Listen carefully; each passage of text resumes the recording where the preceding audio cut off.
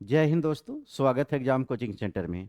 आज आपका audio state number आपका कितना होगा? तीसरा। तो चलिए हम लोग शुरुआत करते हैं। पहला क्वेश्चन में आपका क्या दिया हुआ है कि कथन दिया है, दाब बढ़ने पर बर्फ का गलनांक क्या होगा? कम हो जाती। कथन में दिया हुआ है कि दाब बढ़ने पर बर्फ का गलनांक क्या होती है? कम होती है। बिल्कुल सही है। उसके बाद दिया हुआ है, बर्फ जमने पर आयतन फैलती है, अतः दाब आयतन वृद्धि का क्या करता है? विरोध करती है। तो कारण भी उसका क्या है? सही है। तो इसमें देखेंगे तो ऑप्शन कौन बन जाएगा? ए और आर दोनों सही है। ए और आर क्या है? दोनों सही है। और आर एक ही सही व्याख्या करता है। अब यहाँ पे ऑप्शन नंबर ए की बात करें तो इसमें दिया है, दाब बढ़ने पर बर्फ का गलनांक कम हो जाता है। जो क्या, जो पिघलने पर क्या होगा आपका? पिघलने पर सिकुड़ते हैं, या आपको क्या हो जाएगा? जमने पर फैलते हैं। जमने पर क्या होगा? फैलते हैं। जिसका एग्जाम्पल की अगर बात करें तो कौन हो जाएगा? बर्फ हो जाएगा। जिसका एग्जाम्पल कौन हो जाएगा? बर्फ। वहीं अगर बात किया जाए, अगर पानी की बात किया जाए, पानी अगर जमेगा, पानी जमे तो क्या होगा? पानी के जमने पर क्या होता? बर्फ बनेगा। बर्फ बनेगा। और इसका आयतन की अगर बात किया जाए तो आयतन क्या हो जाएगा? आयतन बढ़ जाता। आयतन क्या होता? बढ़ जाता है। तो पानी जमने पर बर्फ बनेगा और जिसमें आयतन क्या हो जाती है? बढ़ जाती है।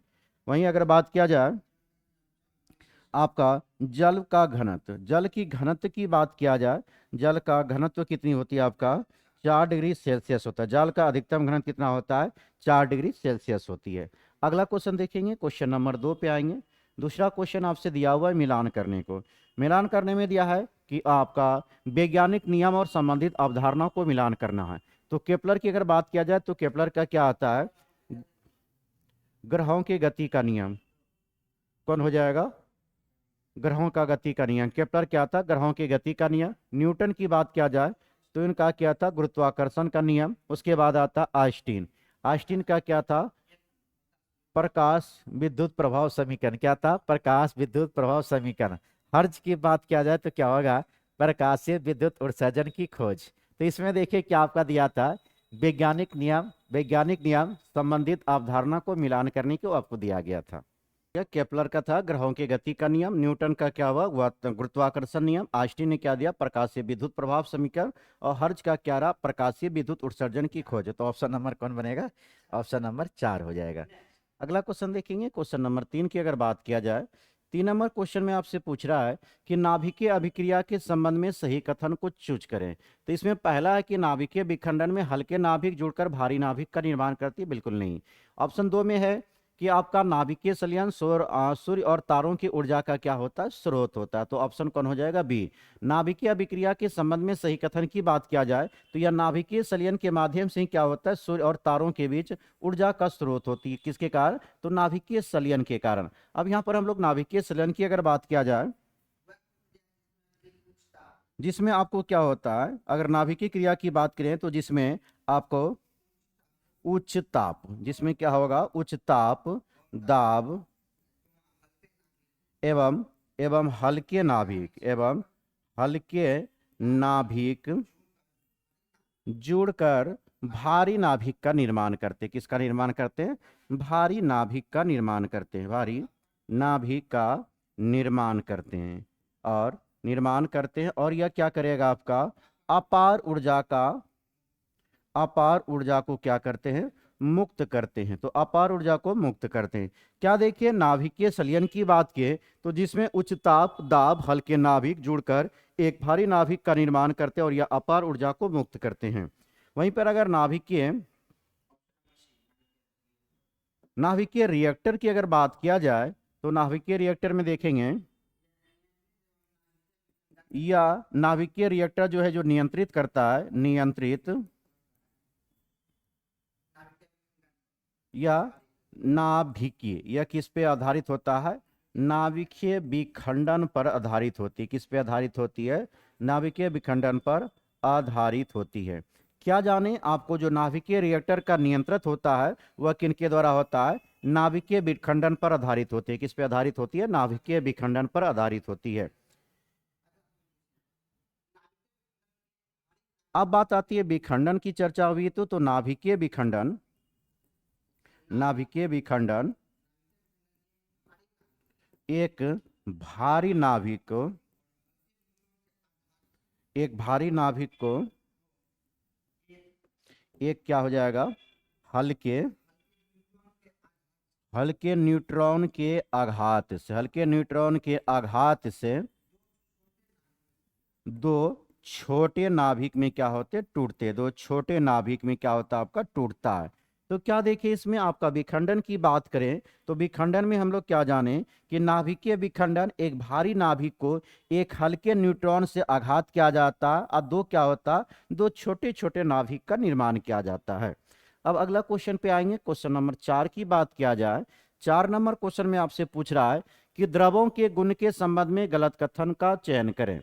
तो इसमें श्यानता द्रव के प्रभाव का आंतरिक प्रतिरोध का माप है।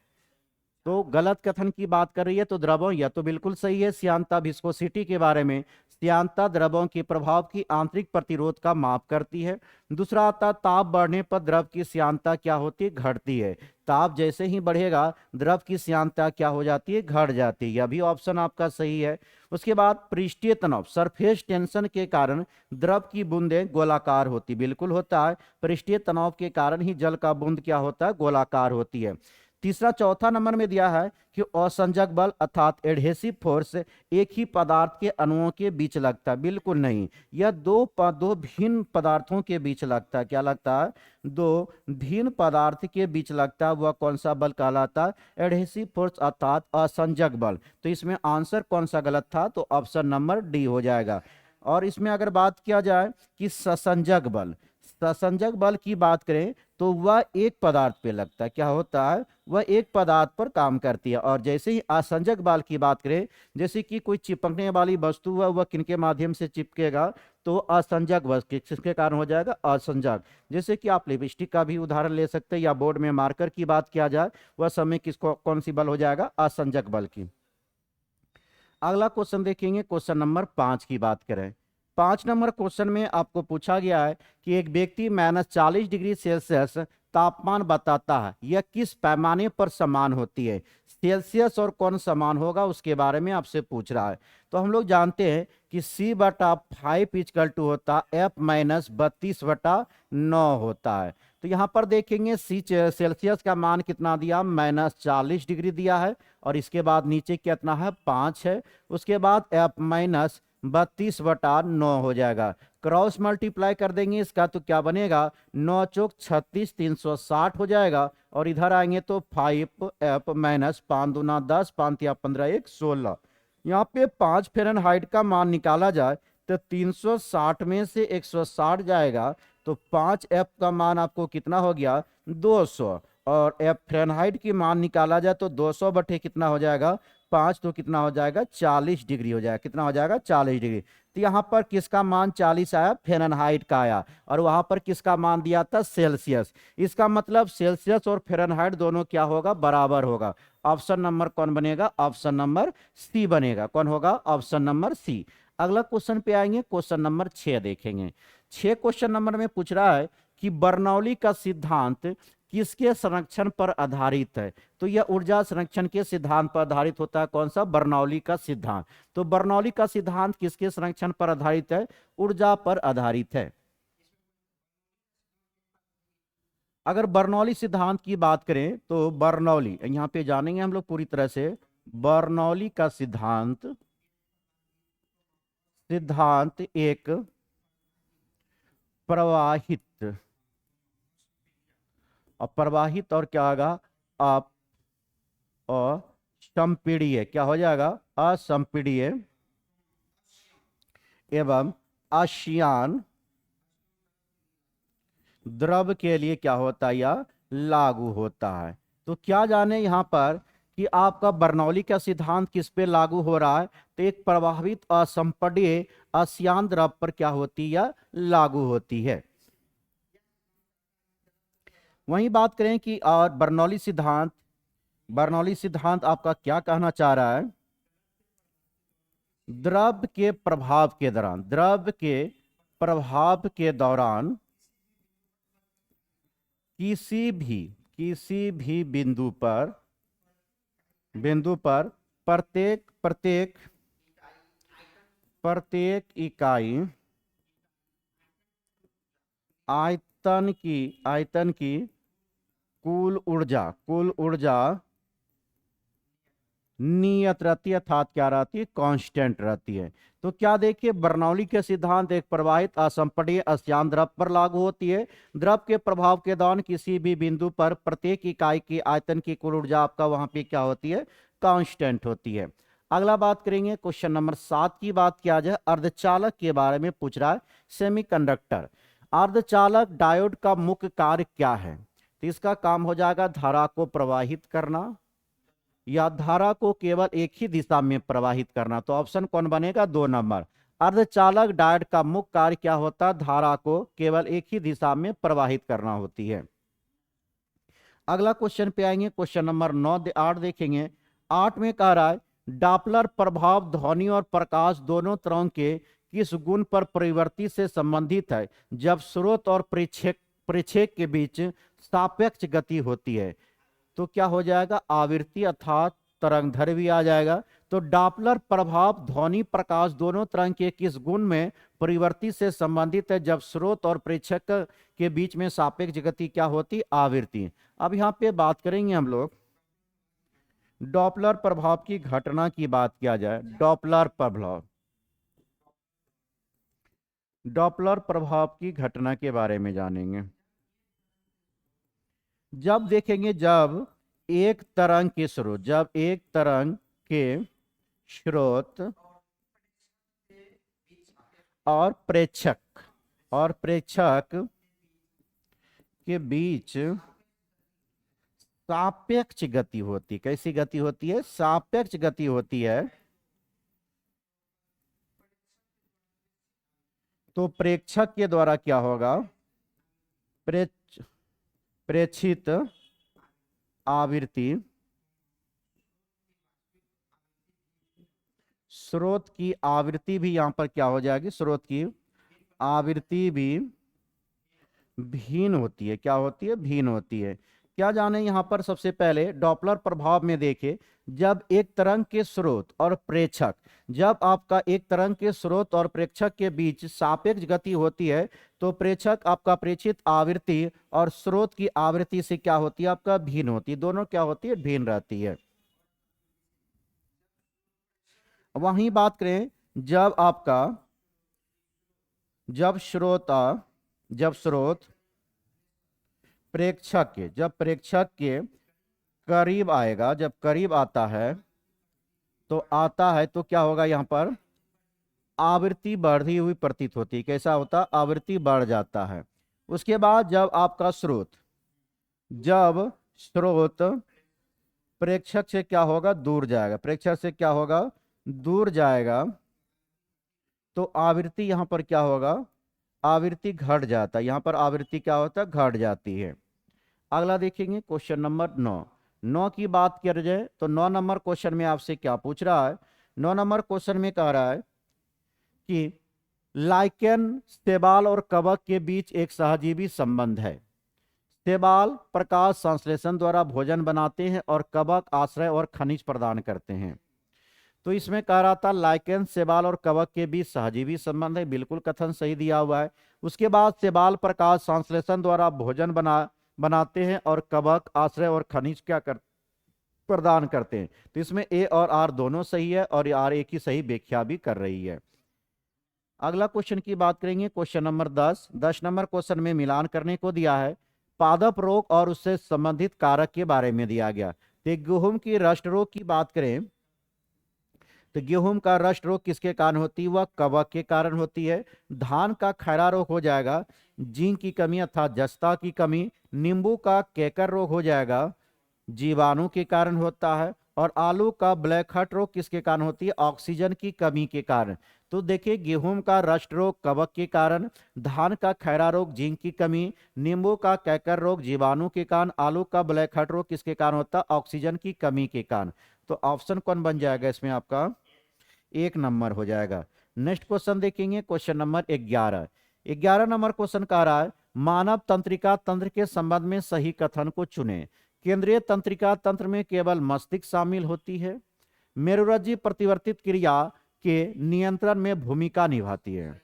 तो ऑप्शन नंबर कौन बन जाएगा? Option number B. मेरुरज्जु प्रतिवर्तित क्रिया आपका रिफ्लेक्सिक एक्शन के नियंत्रण को क्या होती है? मेन भूमिका अदा करती है। तो ऑप्शन बी बनेगा। अब यहाँ पे मेरुरज्जु की चर्चा हुआ तो मेरुरज्जु के बारे में जान लें हम लोग। मेरुरज्जु यह क्या है आपका?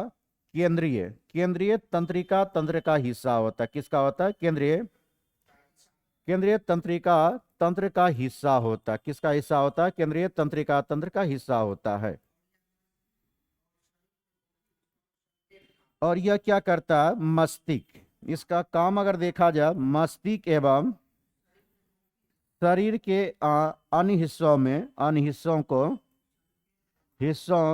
में क्या करता है? संकेत का माध्यम होता है। क्या होता है?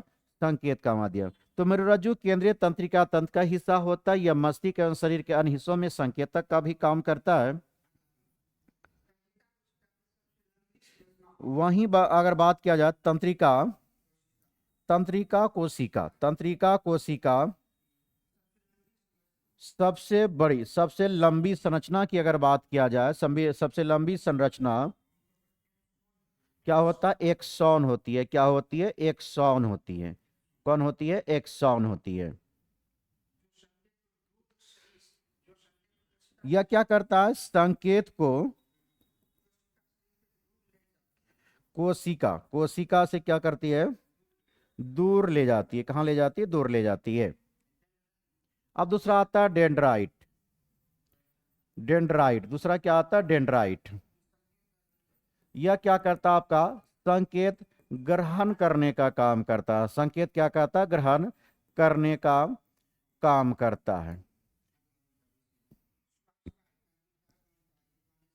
वहीं बात करें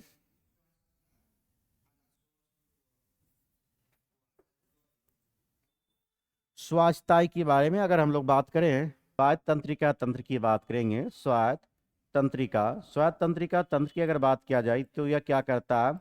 अनैच्छिक क्रिया को नियंत्रित करता है। क्या करता है? अनैच्छिक क्रिया को नियंत्रित करने का काम करती है। तो स्वायत्त तंत्रिका तंत्र क्या करती है? अनैच्छिक क्रिया को नियंत्रित करती है। वहीं आपका ऐच्छिक क्रिया की बात करें, ऐच्छिक क्रिया को नियंत्रित करने का काम किसकी होती है? कायिक तंत्रिका तंत्र की होती है। किसकी होती है? कायिक तंत्रिका तंत्र की। तो स्वायत्त तंत्रिका तंत्र का काम क्या होता है? अनैच्छिक क्रिया को नियंत्रित करना। और ऐच्छिक क्रिया को नियंत्रित करने का काम किसका होता है? कायिक तंत्रिका तंत्र की होती है। अगला क्वेश्चन देखेंगे, क्वेश्चन नंबर 12 नंबर की बात किया जाए। 12 नंबर में पूछा है मानव कंकाल तंत्र के संबंध में गलत कथन का चयन करें। गलत कथन का चयन करने की बात की जा रही है। तो इसमें कौन हो जाएगा? उपास्थि अस्थि से क्या होती है? अधिक कठोर होती है।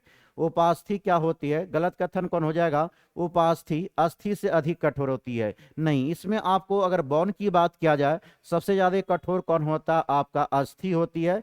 और कार्टिलेज की अगर बात करेंगे तो कार्टिलेज उतना आपका क्या होती है? अधिक कठोर नहीं होता बॉन की तुलना में। यहां पर अगर देखा जाए,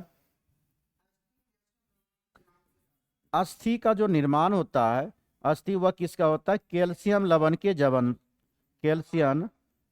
के जमाव के कारण होती है। तो क्या देखें कि अस्थि का जो निर्माण होती है वह कैल्शियम लवण के जमाव के कारण होती है। और यह बहुत ही मजबूत होता है। क्या होता है? बहुत ही मजबूत होती है।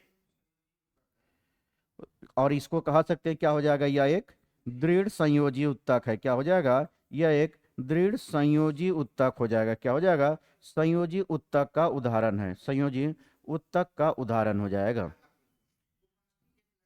वहीं बात करेंगे उपास्थि की बात करें तो उपास्थि क्या होता है? यह लचीला होती है। यह लचीला होती है और यह मजबूत भी होती है। ऐसा नहीं है कि आपका कार्टिलेज है तो मजबूत नहीं होगा, यह आपका मजबूत भी होती है। यह आपको कहाँ कहाँ पाया जाता है? जैसे कि नाक की बात किया जाए, नाक हो गया, कान हो गया, ये सब में क्या पाया जाती है? उपास्थि आपका उपास्थि तथा कार्टिलेज पाई जाती है। अब हम लोग बात कर लेते हैं थोड़ा सा मानव की हड्डी के बारे में बात किया जाए तो मानव में टोटल हड्डी कितनी होती है? 206 हड्डी होती है। कितना होता है? 206। जिसमें बात करेंगे तो आपका पैर में कितनी हड्डी पाई जाती है? 30 हड्डी। पैर में कितना हड्डी पाई जाती है? 30 हड्डी पाई जाती है। और हाथ में कितना पाया जाता है? 30 हड्डी। हाथ में देखेंगे तो कौन कौन हो जाएगा? Humerus, radius, ulna. कौन कौन होगा? Humerus, radius, ulna. इसको क्या कहते हैं? कार्पल्स, मेटाकार्पल्स और क्या हो जाएगा? फिलेंजाई। तो कार्पल्स में हड्डी की संख्या कितना होगा? 8 हो जाएगी। मेटाकार्पल्स में कितना हो जाएगा? 5। और उसके बाद फिलेंजाई में कितना हो जाएगा? 14। फिलेंजाई में कितना हो जाएगा? 14। तो 15 4 कितना हो गया? 14 5 19, और 19 8 कितना हो गया आपका? 19 7 आपको बात करें 27, और 27 3 कितना हो गया? 30। तो क्या देखिए, ह्यूमरस, रेडियस और अल्ना किसका पार्ट है? हाथ की हड्डी का। तो humerus, radius, ulna, carpals, metacarpals और फेलेंजाई। उसी तरह पैर की बात किया जाए, पैर में भी कितनी हड्डी होती है टोटल? तो पैर में भी आपको कितना हड्डी होती है? 30 हड्डी होती है, जिसमें सबसे बड़ी हड्डी की बात करें तो कौन होता है? फीमर। फीमर के बाद कौन आता है? यहाँ पे टिबिया, फीमियर, टिबिया। उसके बाद फेबुला, और कौन आता है? अल्ना। कौन हो जाएगा? अल्ना हो जाएगा। कौन हो जाएगा? अल्ना। उसके बाद ये जो नीचे जुड़ा हुआ पार्ट होता है, इसको क्या कहा जाता है आपका? वहां पे टार्सल था, या क्या हो जाएगा आपका?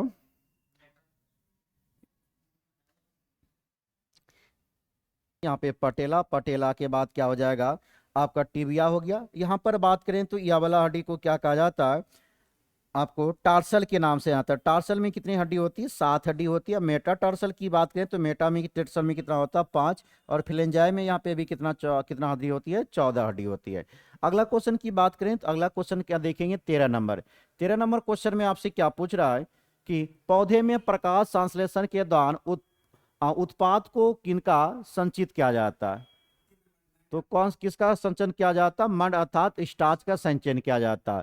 क्वेश्चन में कहा था पौधे में प्रकाश संश्लेषण के दौरान उत्पादों के द्वारा क्या संग्रहित किया जाता है? तो मंद अर्थात स्टार्च का। अब ये पे बात आती है ग्लूकोज। ग्लूकोज की मात्रा, अगर ग्लूकोज की मात्रा आवश्यकता से अधिक हो, ग्लूकोज की मात्रा आवश्यकता से अधिक हो, तो वो पौधा क्या करेगा? पौधा उसको दीर्घकालिक मतलब लंबे समय के लिए उसको क्या करेगा? मंड के रूप में संग्रहित करता है। किस रूप में संग्रहित करता? मंड के रूप में संग्रहित। तो ग्लूकोज की मात्रा आवश्यकता से अधिक होगा तो पौधा उसको क्या करता है? दीर्घकालिक समय के लिए मंड के रूप में संचित कर लेता है। वहीं बात करें स्टार्च, अगर बात कर रहे थे हम लोग, तो स्टार्च एक क्या है? यह एक जटिल, यह आपको जटिल क्या हो जाएगा? कार्बोहाइड्रेट हो जाएगा। क्या है? यह एक कार्बोहाइड्रेट है। तो स्टार्च क्या है? एक जटिल कार्बोहाइड्रेट है जो क्या होता है? अघुलनशील होता है। इसको घुलाया नहीं जा सकता। यह क्या होता है? अघुलनशील होता है। जैसे कि यह कहाँ पे पाया जाएगा आपका? तो पत्ती हो जाएगा, जड़, बीज में। वहीं बात करें प्रोटीन की, बात किया जाए, ऑप्शन ए में दिया है प्रोटीन। प्रोटीन, प्रोटीन का निर्माण की अगर बात किया जाए, प्रोटीन का निर्माण किसके द्वारा होता है? नाइट्रोजन से होता है। और यह क्या करता है? मुख्य रूप से संरचना का निर्माण करने में क्या होती है? सहायक होती है। अगला बात करेंगे हम लोग, अगला क्वेश्चन देखेंगे, क्वेश्चन नंबर 14। 14 नंबर क्वेश्चन में क्या कह रहा है? ट्रिपनोसोमा जो निद्रा रोग किस प्रकार का सूक्ष्म जीव है का कारण बनता है? तो किसके कारण होता है? प्रोटोजोआ के कारण होती है। ट्रिपनोसोमा जो निद्रा रोग का किस प्रकार के सूक्ष्म जीव है का कारण बनती है? तो किसका हो जाएगा? प्रोटोजोआ का हो जाएगा। यह किसके काटने से होता है? तो सीसी मक्खी। किसके कारण होता है? सीसी मक्खी के काटने से होता है। किसके काटने से होता है? सीसी मक्खी के काटने से होता है। और अफ्रीकी निंद्रा रोग का क्या बनता है? निंद्रा रोग का यह क्या बनता है? अफ्रीकी निंद्रा रोग का कारण बनती है। किसका कारण बनती है? अफ्रीकी निंद्रा रोग का कारण बनती है। और यह आपको पूछा जाए जो यह किस चीज को प्रभावित करेगा, तो यह तंत्रिका तंत्र को प्रभावित करती है। किसको प्रभावित करती है? तंत्रिका तंत्र को प्रभावित करने का काम करती है। वहीं बात करें ऑप्शन ए में दिया है जीवाणु। जीवाणु क्या होता है? प्रोकैरियोटिक होता है। क्या होता है? प्रोकैरियोटिक होता है। क्या होता है? प्रोकैरियोटिक। तो जीवाणु की बात करें तो क्या होता है? प्रोकैरियोटिक होती है। जैसे कि एग्जाम्पल की बात करें तो कौन हो जाएगा, हैजा हो जाएगा। कौन हो जाएगा, हैजा हो जाएगा। टाइफाइड भी हो जाएगा। वहीं अगर विषाणु की बात किया जाए तो विषाणु क्या होता, अकोशिकीय होता। क्या होता, अकोशिकीय होता। विषाणु क्या होती है, अकोशिकीय होती है। और यह जीवित कोशिका के बाहर क्या होता है, यह निष्क्रिय होता है। बाहर क्या होता है, यह निष्क्रिय होती है। जैसे में एग्जाम्पल की बात करें, कौन हो जाएगा इसमें, इन्फ्लुएंजा हो जाएगा। कौन हो जाएगा, इन्फ्लुएंजा हो जाएगा। और जिसको HIV में भी कह सकते हैं। आप कवक की बात करें, ऑप्शन बी में दिया है कवक क्या है आपका, यूकैरियोटिक है। कौन है, यूकैरियोटिक। कवक आपको क्या हो जाएगा, यूकैरियोटिक हो जाएगा। अगर इसका एग्जाम्पल की बात करें, कवक के कारण दिखने वाला बीमारी कौन हो जाता, दाद हो जाएगी। उसके बाद अगला क्वेश्चन की बात करें, क्वेश्चन नंबर 15। 15 में क्या दिया है, रुधिर वर्ग। 15 में दिया है रुधिर वर्ग। ओ वाले व्यक्ति को सार्वभौमिक दाता कहा जाता है। किसके कारण कहा जाता है, तो उनकी लाल रक्त कोशिकाओं पर कोई एंटीजन नहीं पाया जाता। तो ऑप्शन कौन हो जाएगा, ए। रुधिर वर्ग ओ वाले व्यक्ति में सार्वभौमिक दाता कहा जाता है क्योंकि उनके लाल रक्त कोशिका में कोई भी एंटीजन नहीं पाया जाता। ओ में कोई भी एंटीजन नहीं पाया जाता। ए बी में कोई एंटीबॉडी नहीं पाया जाता। ए बी में क्या नहीं पाया जाएगा, कोई भी एंटीबॉडी नहीं पाया जाता। ओ में क्या नहीं पाया गया, तो कोई एंटीजन नहीं पाया गया। जबकि ए बी में क्या नहीं पाया जाता, एंटीबॉडी नहीं पाया जाता। अगला क्वेश्चन देखेंगे 16। 16 में दिया है क्लोनिंग के बारे में। क्लोनिंग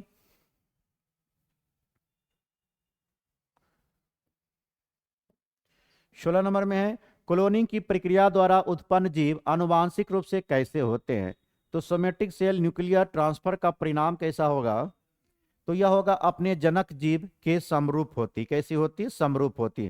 क्लोनिंग में क्या होता है, जिस जीव से लिया गया रहता वैसा ही उसका समरूप बनेगा। तो जैसे एग्जांपल हम लोग बात करें इसका, तो हम लोग देखेंगे इसका परिभाषा क्या हो जाएगा क्लोनिंग का। क्लोनिंग क्या हो जाएगा, या एक अलैंगिक अलैंगिक प्रजनन का तकनीक होगा। क्या होगा, एक अलैंगिक प्रजनन का तकनीक है। इसमें क्या किया जाता है, इसमें अगर बात किया जाए क्लोनिंग में, एक कायिक कोशिका से केंद्रक निकाल कर एक अंडाणु अंडाणु में क्या होता, अंड अंडाणु में क्या होगा, इसका प्रत्यारोपण किया जाता है। क्या होता है, इसका प्रत्यारोपण किया जाता है। उसी को क्या कहेंगे, क्लोनिंग के नाम से जाना जाता है। और यह पूरी तरह से क्या होगा, वो पूरी तरह से समरूप होगा क्योंकि वह जिस आपका लिया गया है आपका कोशिकाओं के केंद्रक से, तो वह वैसा ही बनेगा। तो यह क्या हो जाएगा, पूरी तरह से समरूप होगी। अगला क्वेश्चन देखेंगे, समजात की अगर बात करता है तो दोनों देखने में क्या होती है, अलग अलग होती है, लेकिन काम दोनों का क्या होता है, सेम होता है। क्वेश्चन नंबर 17 की बात किया जाए, 17 नंबर में क्वेश्चन में क्या कह रहा है कि सहसंयोजी यौगिक समानता विद्युत के कुचालक होते हैं। तो क्या है इसमें, सहसंयोजी यौगिक समानता विद्युत का कुचालक होता है। तो कथन तो बिल्कुल सही है। संयोजिक यौगिक में आयनों की उपस्थिति नहीं होती बल्कि इलेक्ट्रॉन की साझेदारी होती है। तो यह भी ऑप्शन क्या होगा, उसका पूरी तरह से व्याख्या करता है। तो ऑप्शन कौन बनेगा, ए नंबर बनेगा।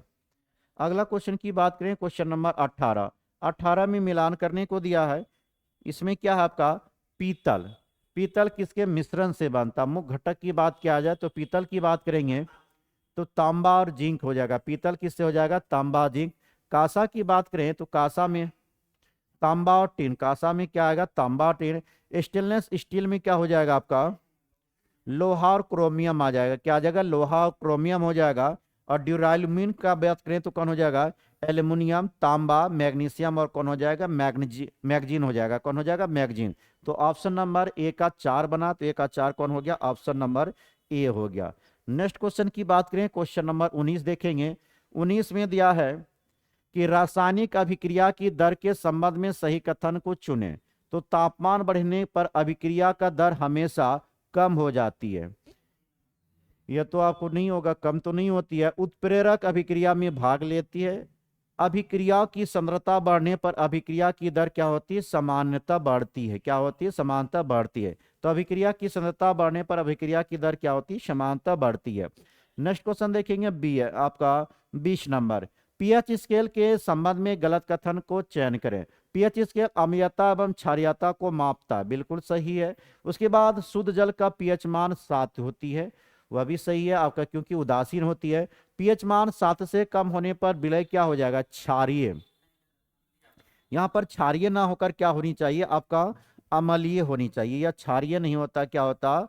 अम्लीय होता। तो ऑप्शन नंबर कौन गलत हो जाएगा? ऑप्शन नंबर सी हो जाएगा। बाकी डी में दिया अम्लीय वर्षा का पीएच मान समान वर्षा से क्या होती है? कम होती है। 5 के आसपास आ जाएगा। अगला देखेंगे क्वेश्चन नंबर 21। 21 की बात किया जाए तो निम्नलिखित में से किसे सार्वभौमिक विलायक कहा जाता है? तो किसको कहेंगे? जल को कहेंगे। जल सभी में क्या होता है? आपका घुलनशील होती है। तो निम्नलिखित में से किसे सार्वभौमिक विलय का विलायक कहा जाता है? किसको कहा जाता है? जल को कहा जाता है। जल की बात करें तो जल क्या है आपका? यह एक ध्रुवीय अणु होती है। क्या होते हैं? ध्रुवीय अणु होती है। और इसका अर्थ क्या हो गया? मतलब इसके अर्थ की अगर बात करें, आंशिक धनात्मक, आंशिक धनात्मक और आंशिक ऋणात्मक श्रेय होता है। क्या होता है? ऋणात्मक श्रेय होती है। तो जल की बात करें, जल क्या होता है? एक ध्रुवीय अणु होती है। अगला देखेंगे क्वेश्चन 22 नंबर, हाइबर विधि। 22 की बात करें, हाइबर विधि का उपयोग किसके औद्योगिक उत्पाद के लिए किया जाता है? तो इसमें ऑप्शन में दिया है सल्फ्यूरिक एसिड, दूसरा में क्या है? अमोनिया। तो ऑप्शन नंबर कौन बनेगा? Option number B. हाइबर विधि का उपयोग किसके औद्योगिक उत्पाद के लिए किया जाता है? तो अमोनिया के लिए किया जाता है। अगर हैबर विधि की बात करें तो यह उच्च ताप एवं उच्च दाब, एक क्या देखिए, उच्च ताप और उच्च दाब एक उत्प्रेरक की उपस्थिति में, उत्प्रेरक की उपस्थिति में वायुमंडलीय वायुमंडलीय नाइट्रोजन, वायुमंडल नाइट्रोजन, और क्या हो जाएगा इसमें? हाइड्रोजन की सीधी अभिक्रिया, अभिक्रिया पर क्या है? अभिक्रिया पर आधारित है। तो क्या देखिए इसमें आपका कि आपका हाइबर विधि का कारण है तो उच्च ताप एवं उच्च दाब एक उत्प्रेरक की उपस्थिति में वायुमंडलीय नाइट्रोजन और हाइड्रोजन के क्या होता है? यह सीधी अभिक्रिया पर क्या होती है? आधारित होती है। अब इसमें अगर बात किया जाए, इसमें रिएक्शन देखा जाए अमोनिया का, तो क्या बन जाएगा? N2+3H2 से क्या बनेगा? 2NH3 बन जाएगा। क्या बन जाएगा? 2NH3 हो जाएगी। और इस विधि द्वारा क्या होगी? इस विधि द्वारा उत्पादित अमोनिया का उपयोग, अमोनिया का उपयोग किस में किया जाता? उर्वरक के रूप में। किस रूप में किया जाता? उर्वरक के रूप में किया जाता। तो इस विधि से जो अमोनिया का निर्माण किया जाता है उसका इस्तेमाल किस में किया जाता? उर्वरक के रूप में किया जाता। तो हाइबर विधि का उपयोग किसके औद्योगिक उत्पाद के लिए किया जाता है? तो अमोनिया के उत्पाद के लिए। सीधी सी याद रखा, हाइबर विधि किस में आ जाएगा? अमोनिया के उत्पाद में। अगला क्वेश्चन, क्वेश्चन नंबर 23।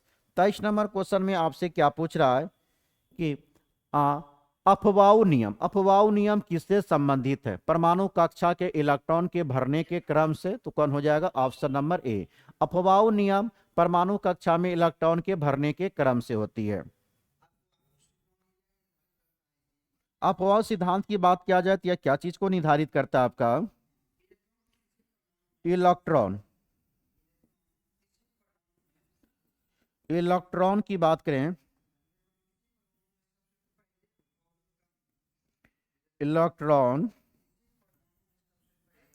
किसी परमाणु के में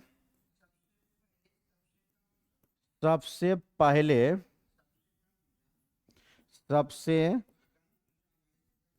कम ऊर्जा वाले कक्ष में क्या करता है या प्रवेश करता, कक्ष में क्या करता है या प्रवेश करता। कौन सा सिद्धांत कहता है? अफबाउ का नियम। अफबाउ का नियम कहता है कि इलेक्ट्रॉन किसी परमाणु में सबसे पहले और सबसे कम ऊर्जा वाले में क्या होता है, वह कक्ष में प्रवेश करती है। अगला क्वेश्चन की बात करें, क्वेश्चन नंबर 24। 24 नंबर क्वेश्चन में स्टेल्थ स्टेल्थ टेक्निक का मुख्य उद्देश्य क्या होता है? तो गति बढ़ाना, ईंधन क्षमता बढ़ाना, रडार या अन्य पहचान प्रणाली के क्या होता, अदृश्य रहना। इसमें क्या होता है, रडार या अन्य प्रणालियां क्या होती, अदृश्य होती है। कौन सा तकनीक में? तो स्टेल्थ तकनीक में। इसका उपयोग की अगर बात करें, इसका उपयोग कहां पे किया जाता है? विमान हो जाएगा, जहाज एवं मिसाइल में हो जाएगा। कहाँ हो जाएगा? मिसाइल वगैरह में हो जाएगा। इसमें अगर बात करें इसका कितना रणनीति होता है, तो दो मुख्यतः रणनीति होती है, जिसमें अगर बात करें, यह वाहन को विशिष्ट क्या करता है, विशिष्ट रूप से ज्यामितीय ज्यामितीय आकृति प्रदान करती। क्या करती? ज्यामितीय आकृति को प्रदान करती है। और दूसरा क्या करता है, रडार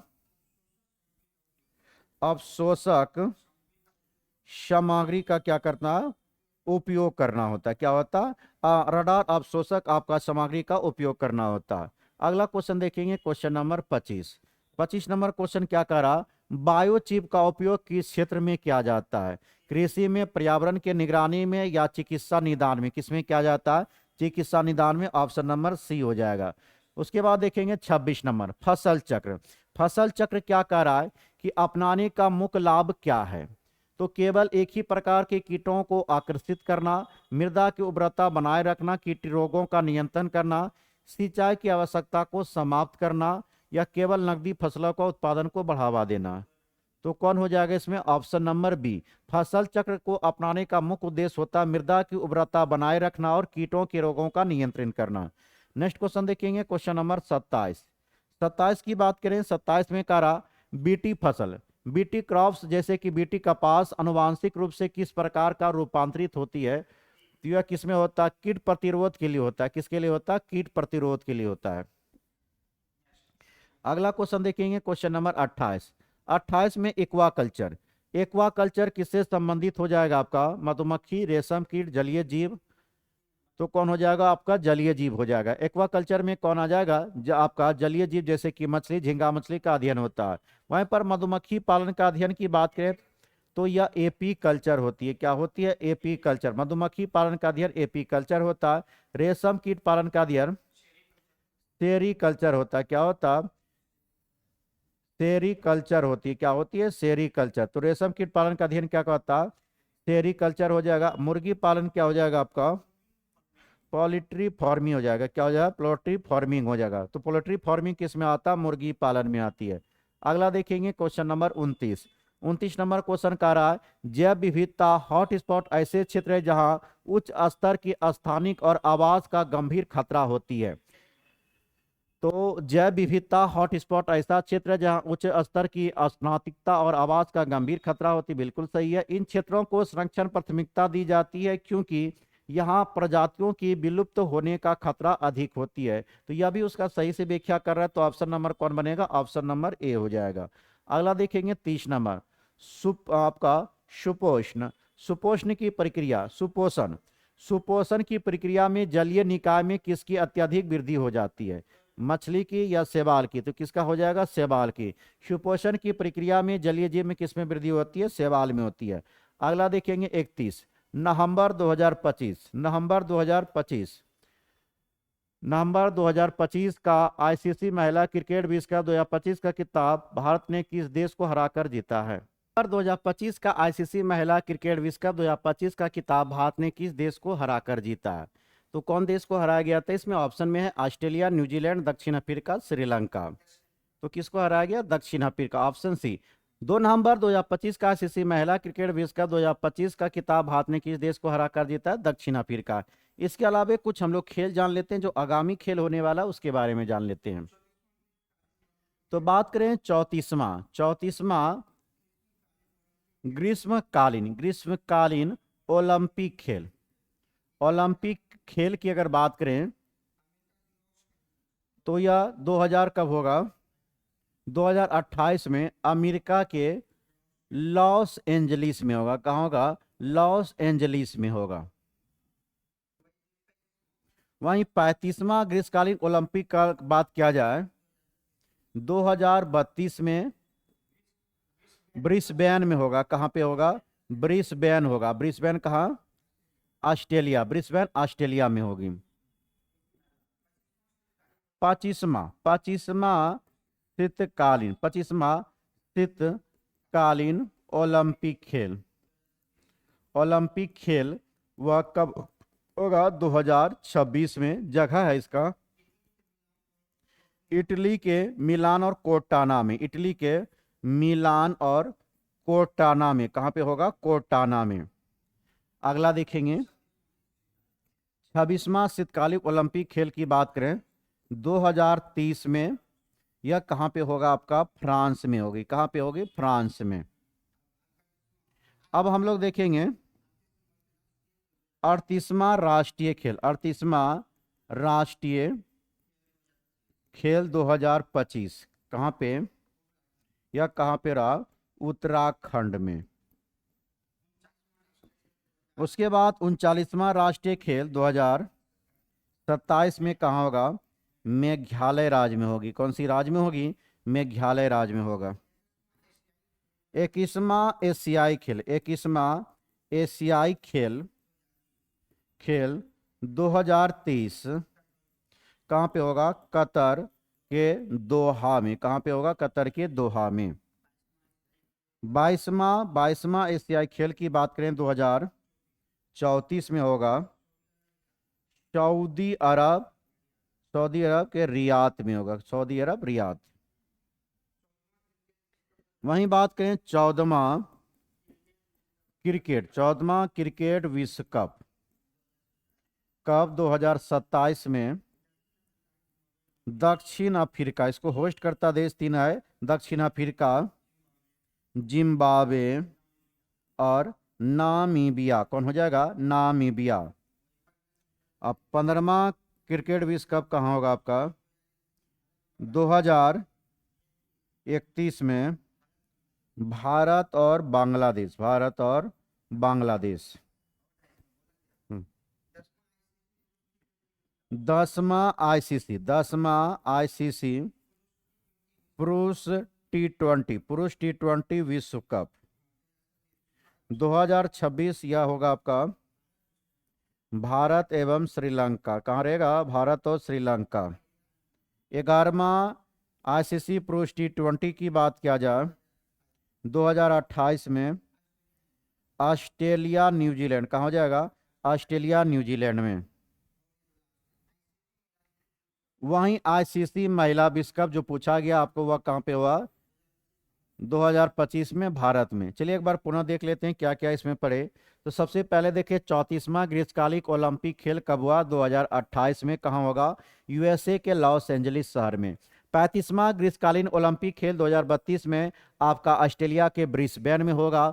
25वां शीतकालीन ओलंपिक खेल 2026 में इटली के मिलान और कोर्टाना शहर में। 26वां शीतकालीन ओलंपिक खेल 2030 में फ्रांस में होगा। 38वां राष्ट्रीय खेल 2025 में उत्तराखंड में। 39वां राष्ट्रीय खेल 2027 में कहाँ होगा? मेघालय में। 21वां एशियाई खेल 2030 में कतर के दोहा में। 22वां एशियाई खेल 2034 में सऊदी अरब के रियाद में। 10वां आईसीसी पुरुष T20 विश्व कप 2026 भारत और श्रीलंका में। 11वां आईसीसी पुरुष T20 विश्व कप 2028 कहाँ पे होगा? आपका ऑस्ट्रेलिया में। उसके बाद 14 नंबर का क्रिकेट विश्व कप 2027 कहाँ होगा? दक्षिण अफ्रीका, जिम्बाब्वे और नामीबिया में। 15वां क्रिकेट विश्व कप 2031 में कहाँ होगा? भारत और आपका बांग्लादेश में हो जाएगा। कहाँ जाएगा? भारत और बांग्लादेश में हो जाएगा। नेक्स्ट क्वेश्चन देखेंगे, क्वेश्चन नंबर 32 में दिया है कि वैश्विक जलवायु जोखिम सूचांक 2025 में भारत का स्थान कितना है? 15 नंबर की थी। कितना है? 15। वैश्विक जलवायु जोखिम सूचांक 2025 में भारत का स्थान कितना है? 15वां है। इसमें बात करेंगे महिला शांति और सुरक्षा सूचकांक की अगर बात करें कितना है, 131 है। जलवायु जलवायु जलवायु परिवर्तन प्रदर्शन प्रदर्शन सूचकांक की अगर बात करें 23वां है। कितना नंबर, 23वां है। उसके बाद आपका global global fire fire fire power power index की अगर बात करें चौथा नंबर पे है। सतत व्यापार सूचकांक की अगर बात करें कितना स्थान पे, 23वां स्थान पे है। एआई तत्परता सूचकांक की अगर बात करें भारत कितने नंबर पे, 72 नंबर पे है। वर्ल्ड वर्ल्ड हैप्पीनेस इंडेक्स में भारत का स्थान 118 है। वैश्विक नेटवर्क तत्परता सूचकांक 36 है। क्या नंबर पे, 36 है। अब वहीं विश्व प्रेस स्वतंत्रता सूचकांक की बात करें, विश्व प्रेस स्वतंत्रता सूचकांक में भारत 151 नंबर पे है। वैश्विक शांति सूचकांक की बात करें, वैश्विक शांति सूचकांक भारत कितना है, 115 पे। कितना है, 115। तो क्या देखिए, एक बार पुनः देखेंगे। महिला शांति सूचकांक सुरक्षा सूचकांक में 131 है। जलवायु परिवर्तन सूचकांक में 23 है। ग्लोबल फायर पावर इंडेक्स में चौथा स्थान पे। सतत व्यापार सूचकांक में 23 है। एआई तत्परता सूचकांक में भारत का स्थान 72। वर्ल्ड हैप्पीनेस इंडेक्स में भारत का स्थान 118। वैश्विक नेटवर्क सूचकांक तत्परता में कितना है, 36 है। विश्व प्रेस स्वतंत्रता सूचकांक में भारत का स्थान 151 है। अब वैश्विक शांति सूचकांक में भारत का स्थान कितना है, 115 है। अगला क्वेश्चन देखेंगे, क्वेश्चन नंबर 33 की बात करें। 33 का था, डिक्शनरी कौन ने 2025 का वर्ल्ड ऑफ द ईयर का चुना है। किसको चुना है आपका, तो हो जाएगा इसमें 6 और 7। क्या हो जाएगा, 6 और 7। ऑप्शन नंबर सी हो जाएगा। इन डिक्शनरी कौन ने 2025 का वर्ल्ड ऑफ द ईयर किनको चुना, 6 से 7। अगला देखेंगे क्वेश्चन नंबर 34 में दिया है, साहित्य अकादमी के लोकप्रिय उपन्यास द लास्ट डे का हिंदी अनुवाद किस नाम से प्रकाशित किया गया है। अंतिम दिन हो जाएगा। कौन हो जाएगा, अंतिम दिन। साहित्य अकादमी के लोकप्रिय उपन्यास द लास्ट डे का हिंदी अनुवाद किस नाम से प्रकाशित किया गया, अंतिम दिन के नाम से। अगला देखेंगे 35 नंबर क्वेश्चन में कह रहा है कि भारत के राष्ट्रपति द्रौपदी मुर्मू ने किस देश का 53वें मुख्य न्यायाधीश नियुक्त किया है। तो कौन हो जाएगा, जस्टिस सूर्यकांत हो जाएगा। कौन हो जाएगा, जस्टिस सूर्यकांत हो जाएगा। अब यहां पर बात किया जाए भारत में महान्यायवादी, भारत के महान्यायवादी अभी भारत का कौन है, आर वेंकट रमनी है। कौन है, आर वेंकट रमनी है। क्या नंबर का है, 16वां नंबर का है। उसके अलावा मुख्य चुनाव आयुक्त की बात करें, कौन है भारत का, ज्ञानेश कुमार है। कौन है आपका, ज्ञानेश कुमार। क्या नंबर का है, 26वें नंबर का है। और इनके अलावा दो गो चुनाव आयुक्त और होते हैं। दो चुनाव आयुक्त का नाम क्या आपका, विवेक जोशी और कौन हो जाएगा, सुखविंदर सिंह हो जाएगा। कौन हो जाएगा, सुखविंदर सिंह। अब आता है नियंत्रक महालेखा परीक्षक अभी कौन है, संजय मूर्ति है। कौन आपका, संजय मूर्ति। क्या नंबर के हैं, 15वें नंबर के हैं। महानियंत्रक कौन से हो जाएगा, TCA कल्याणी हो जाएगा। कौन हो जाएगा, TC और कल्याणी। क्या नंबर का, 29वें नंबर का। नीति आयोग की उपाध्यक्ष की बात, नीति आयोग का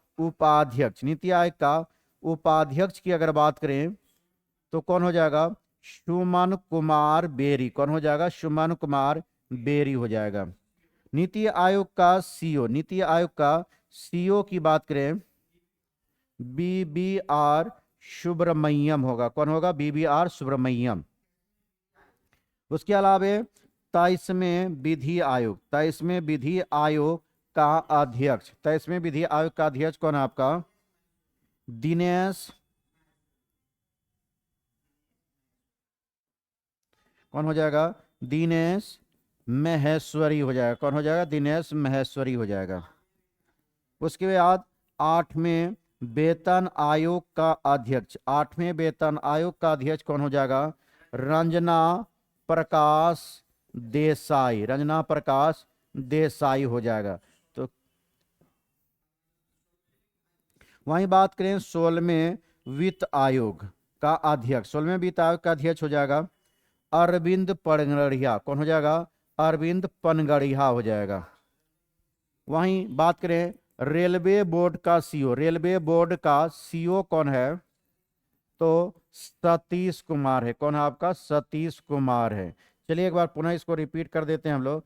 क्या जाने भारत के महान्यायवादी जिसका उल्लेख कौन सा आर्टिकल में? अनुच्छेद 76 में। महान्यायवादी अभी भारत का कौन है? आर वेक्टर नमनी के नंबर के 16वें नंबर के। मुख्य चुनाव कौन है? ज्ञानेश कुमार के नंबर के 26 में। दो चुनाव कौन है? विवेक जोशी और सुखविंदर सिंधु है। उसके अलावा नियंत्रक महालेखा परीक्षक कौन है आपका? संजय मूर्ति 15वें नंबर के। महालेखा महानियंत्रक कौन है? टीसी कल्याणी 29वें नंबर के। नीति आयोग के उपाध्यक्ष कौन है? सुमन कुमार बेरी। नीति आयोग के सीईओ कौन है? बीबीआर सुब्रमण्यम। इसके बाद हम लोग देखें आपका रेलवे बोर्ड के अध्यक्ष कौन है? सतीश कुमार। 23वें विधि आयोग के अध्यक्ष कौन है? दिनेश महेश्वरी। 8वें वेतन आयोग के अध्यक्ष कौन है? रंजना प्रकाश देसाई। और 16वें वित्त आयोग के अध्यक्ष कौन है? अरविंद पनगड़िया। कौन हो जाएगा? अरविंद पनगड़िया। अगला क्वेश्चन देखेंगे, क्वेश्चन नंबर 36। अगला देखेंगे क्वेश्चन नंबर 36।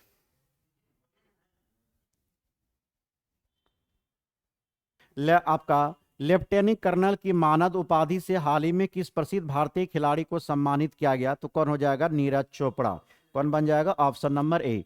कह रहा था प्रादेशिक सेना में लेफ्टिनेंट कर्नल की मानद उपाधि से हाल ही में किसी प्रसिद्ध भारतीय खिलाड़ी को सम्मानित किया गया? तो किनको किया गया? नीरज चोपड़ा। अगला क्वेश्चन आता है 37 नंबर। 37 की बात करें, क्या कहता है? चालक दल केंद्रित युद्धपोत डिजाइन के लिए भारतीय नौसेना के किस भारतीय प्रौद्योगिकी संस्थान के साथ एक समझौता ज्ञापन पर हस्ताक्षर किया गया है?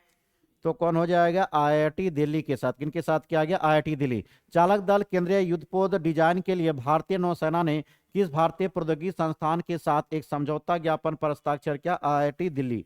अगला क्वेश्चन देखेंगे 38 नंबर क्वेश्चन में क्या दिया है?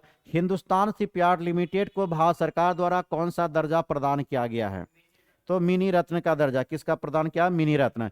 हिंदुस्तान शिपयार्ड लिमिटेड एचएसएल को भारत सरकार द्वारा कौन सा दर्जा प्रदान किया? मिनी रत्न। एचएसएल की बात करें, स्थापना कब रहा था इसका? 1941 को इसकी स्थापना हुई थी। और इसका मुख्यालय की अगर बात करें, मुख्यालय कहाँ पे है? विशाखापत्तनम में। कहाँ पे है? विशाखापत्तनम में है। अगर बात करें तो वर्तमान में आपका वर्तमान में कितना महारत्न कंपनी है? 14 गो महारत्न कंपनी है और 24 गो नवरत्न कंपनी है। कितना नवरत्न कंपनी है? 24 को नवरत्न कंपनी है। अगला क्वेश्चन देखेंगे, क्वेश्चन नंबर 39 नंबर क्वेश्चन में दिया है कि 17 अक्टूबर 2020 को भारत की राष्ट्रपति द्रौपदी मुर्मू ने कहां आदि कर्मयोगी अभियान पर राष्ट्रीय सम्मेलन में भाग लिया है? तो कहां पे भाग ली थी? नई दिल्ली। 17 अक्टूबर 2025 को भारत की राष्ट्रपति द्रौपदी मुर्मू ने कहां आदि कर्मयोगी अभियान पर राष्ट्रीय सम्मेलन में भाग लिया? तो नई दिल्ली हो जाएगा। अगला क्वेश्चन देखेंगे 40 नंबर क्वेश्चन में क्या है? 17 अक्टूबर 2025 को भारत के रक्षा मंत्री राजनाथ सिंह ने कहां पर तेजस पलसिप MK1A लड़ाकू विमान का अनावरण किया है? तो कहां से किया गया? आपका नासिक से किया गया। 17 अक्टूबर 2025 को भारत के रक्षा मंत्री राजनाथ सिंह ने कहां पर तेजस पलसिप MA1 लड़ाकू विमान आपको अनावरण किया गया? नासिक से किया गया। अगला देखेंगे 41 नंबर क्वेश्चन में क्या है? राष्ट्रमंडल खेल 2030 किस देश में आयोजित किया जाएगा? कहां पे किया जाएगा? भारत। राष्ट्रमंडल खेल 2030 किस देश में आयोजित किया जाएगा? भारत। भारत के कौन सा शहर में हो जाएगा? अहमदाबाद।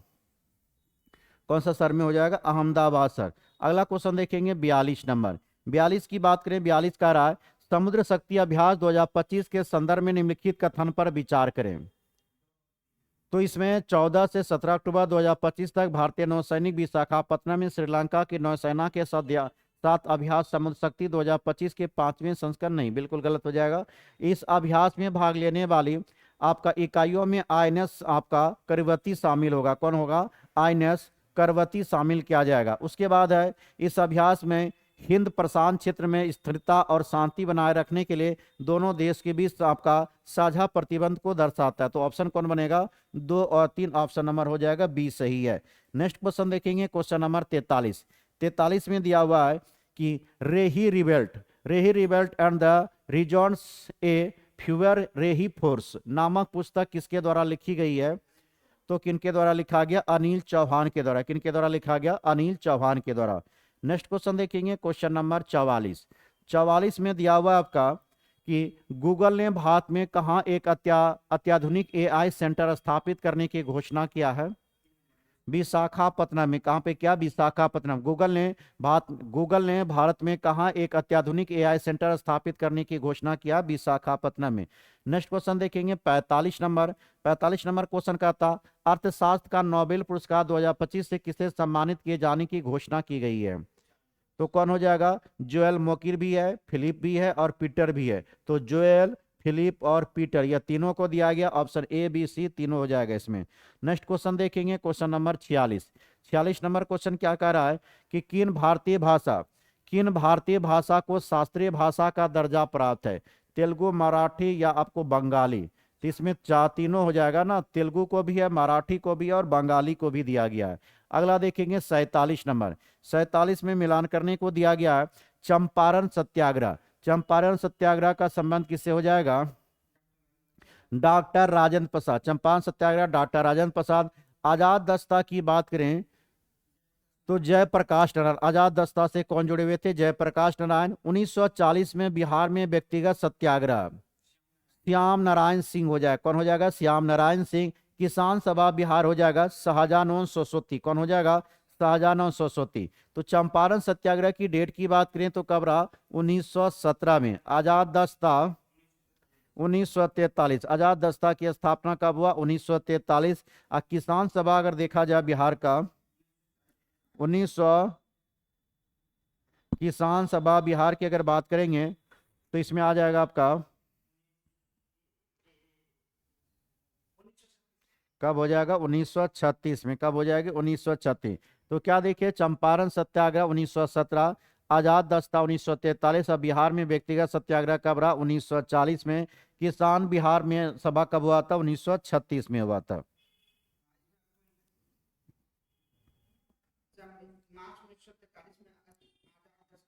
मार्च अगर बात किया जाए मार्च 1943 में। मार्च 1943 में आजाद दस्ता का गठन किन्होंने किया था? जयप्रकाश नारायण के द्वारा। जयप्रकाश नारायण के द्वारा। यह नेपाल के राजविलास जंगल में। कहां पे किया गया? राजविलास जंगल। तो मार्च 1943 में आजाद दस्ता का गठन जयप्रकाश नारायण के द्वारा राजविलास जंगल में किया गया था। बिहार में अगर बात किया जाए, बिहार में 28 नवंबर 1940 में क्या रहा था आपका? व्यक्तिगत सत्याग्रह। क्या हुआ था? व्यक्तिगत सत्याग्रह। और अगर बात किया जाए तो व्यक्तिगत सत्याग्रह की चर्चा की है तो यहां पर देख लेंगे प्रथम सत्याग्रही बिहार में कौन थे। बिहार के प्रथम सत्याग्रही का नाम क्या था? श्री कृष्ण सिंह। कौन थे? श्री कृष्ण सिंह। और दूसरा सत्याग्रह की बात करें तो कौन था?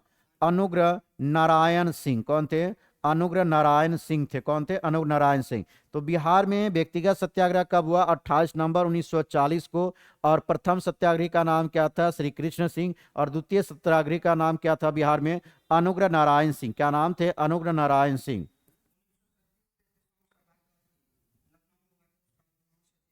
और 1936 में जो आपको कहाँ पे रहा किसान सभा? किसान सभा 1936 में कहाँ पे रहा था? लखनऊ में। और इसका महासचिव की अगर बात किया जाए तो कौन था महासचिव इसका? एन जी रंगा। कौन बने थे? एन जी रंगा बने थे। इसके अलावा बिहार अगर में बात करें तो बिहार में 1938 में पटना में एक बड़ी किसान रैली हुई थी। क्या हुआ था? बड़ी किसान रैली। तो पटना में सबसे बड़ा किसान रैली कब हुआ था? 1938 में हुआ था। अगला क्वेश्चन देखेंगे, क्वेश्चन नंबर 48। 48 की बात किया जाए, 48 कह रहा है आधुनिक भारतीय इतिहास को निम्नलिखित घटनाओं पर विचार कीजिए। राजा नंद कुमार को मृत्यु दंड कब दिया गया? 1775 में। कब होती है? 1775। सालाबाई की संधि की बात करें 1782 में होता। बांडीवास की लड़ाई 1760 में होता है। उसके बाद टीपू का मृत्यु 1799 में। तो अब क्रम में इसको लगा दीजिए। राजा नंद कुमार की मृत्यु 1775, सालवाई की संधि 1782, बांडीवास की लड़ाई 1760 में, टीपू के सुल्तान की मृत्यु कब हो जाएगा? 1799 में। ऑप्शन कौन बन जाए? ए नंबर बन जाए। कौन बन जाएगा? ऑप्शन नंबर ए बन जाएगा। अब अगर बांडीवास के युद्ध की बात होती है तो बांडीवास का युद्ध कब रहा था? 22 जनवरी 1760 को हुआ था। यह हुआ था अंग्रेज एवं फ्रांसीसियों के बीच हुआ था। किनके बीच हुआ था? अंग्रेज एवं फ्रांसीसियों के बीच में हुई थी। इसको आप एक कर्नाटक युद्ध का क्या कह सकते हैं? निर्णायक युद्ध कह सकते हैं। क्या कह सकते हैं? निर्णायक युद्ध के रूप में देख सकते हैं। जिसमें हरा किसको कराया था आपका? सर आयर कुट के नेतृत्व में ब्रिटिश सेना ने किसको हराया था? आपका फ्रांसीसी के काउंट डी लाली को। किसको हराया था? काउंट डी लाली को हराया गया था। अब बात आती है यहाँ पे देखेंगे राजा नंद कुमार को मृत्युदंड। तो वारेन हेस्टिंग्स ने झूठा आरोप लगाकर किनको फांसी की सजा दिला दिया था? राजा नंद कुमार को मृत्युदंड दिया था। टीपू सुल्तान की बात करें तो यह चतुर्थ आग्लमेश्वरी युद्ध चल रहा था। कौन सा चल रहा था? चतुर्थ आग्लमेश्वरी युद्ध, जो 1790 से क्या था आपका? सॉरी, 1799 में हुआ था। कब हुआ था? 1799 में। और इसी में मृत्यु किनका हुआ था? टीपू सुल्तान। इस समय गवर्नर की बात करें तो बासरा कौन था? बेलेजली थे। कौन थे? बेलेजली। अगला क्वेश्चन देखेंगे, क्वेश्चन नंबर 49 में क्या कह रहा है कि निम्नलिखित में से कौन नालंदा विश्वविद्यालय में आचार्य नहीं थे? तो कौन नहीं था इसमें? कौटिल्य नहीं थे। Option number A. निम्नलिखित में से कौन नालंदा विश्वविद्यालय के आचार्य नहीं थे? कौन नहीं थे आपका? कौटिल्य नहीं थे। कौटिल्य कहाँ का था आपका? तक्षशिला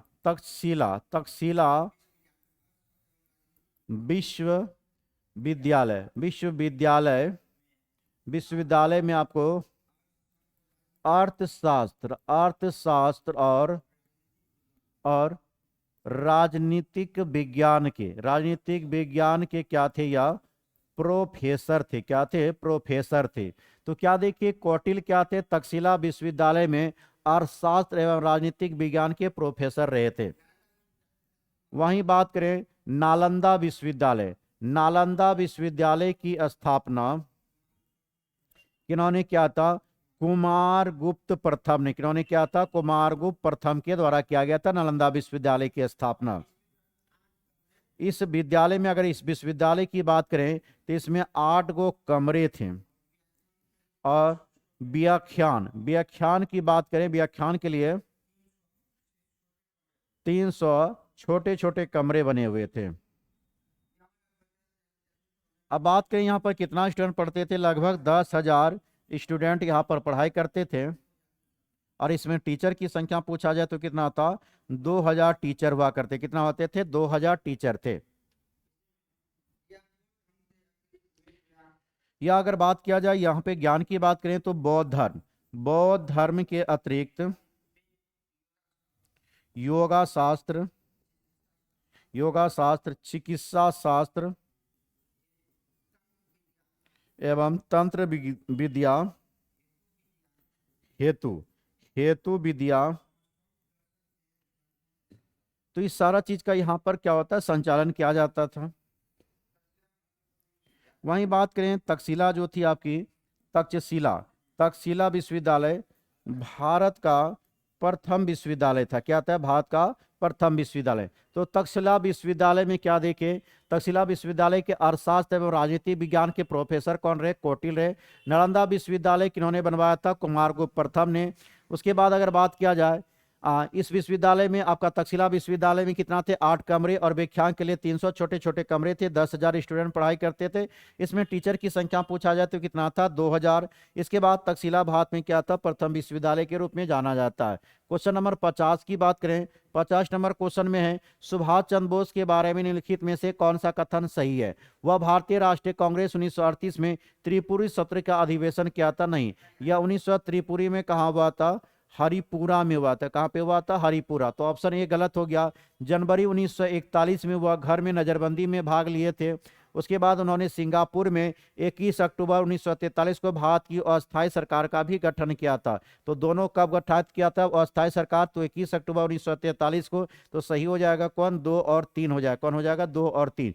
1938 में कहाँ पे हुआ था? हरिपुरा में हुआ था। 1939 की बात करें तो यह कहाँ पे हुआ था? त्रिपुरी अधिवेशन था। कौन था? त्रिपुरी, जो कहाँ पे पड़ता है? मध्य प्रदेश के जबलपुर जिला में। कौन था? मध्य प्रदेश के जबलपुर जिला में। और इसी अधिवेशन में अगर बात किया जाए तो महात्मा गांधी किनको अध्यक्ष बनाने चाहते थे? पट्टाभी सीतारमैया को बनाना चाहते थे, लेकिन जिसमें जीत कौन गया था? आपका सुभाष चंद्र बोस। और अंततः दोनों के बीच में मतभेद जारी रहा और सुभाष चंद्र बोस ने कांग्रेस पार्टी को छोड़ते हुए कौन सी पार्टी का गठन किया? फॉरवर्ड ब्लॉक का गठन किया था। अगला क्वेश्चन देखेंगे, क्वेश्चन नंबर 51। 51 क्या है? ओजोन दिवस। ओजोन दिवस कब मनाया जाता है? 16 सितंबर को। ओजोन दिवस कब मनाया जाता है? 16 सितंबर को मनाया जाता है। 1994 में। 1994 में इसकी घोषणा किनके द्वारा किया गया? संयुक्त राष्ट्र महासभा के द्वारा इसकी घोषणा की जाती है। और 87 में बात करें, 1987 में क्या हुआ था? मॉन्ट्रियल प्रोटोकॉल हुआ था। क्या होता? Montreal protocol. अगर आपसे पूछा जाए मॉन्ट्रियल प्रोटोकॉल कब हुआ था? 1987 में। अब यहाँ पे डेट की अगर बात करें, और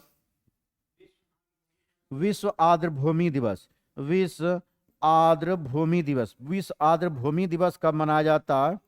2 फरवरी को मनाई जाती है, जिसकी शुरुआत हुई 1997 97 में। उसके बाद विश्व वन्य जीव दिवस। विश्व वन्य जीव दिवस की बात करें कब मनाया जाता है? 3 मार्च को मनाया जाता है, जिसकी शुरुआत 2013 में हुआ। अगला आता है विश्व गोरैया दिवस। विश्व गोरैया दिवस। विश्व गोरैया दिवस की शुरुआत कब हुआ? 20 मार्च को। विश्व गोरैया दिवस 20 मार्च को, इसकी शुरुआत 2010 में हुआ। अंतर्राष्ट्रीय अंतर्राष्ट्रीय अंतर्राष्ट्रीय वन दिवस की अगर बात करें, 21 मार्च को। अंतर्राष्ट्रीय वन दिवस 21 मार्च को, यह शुरू हुआ 2012 में।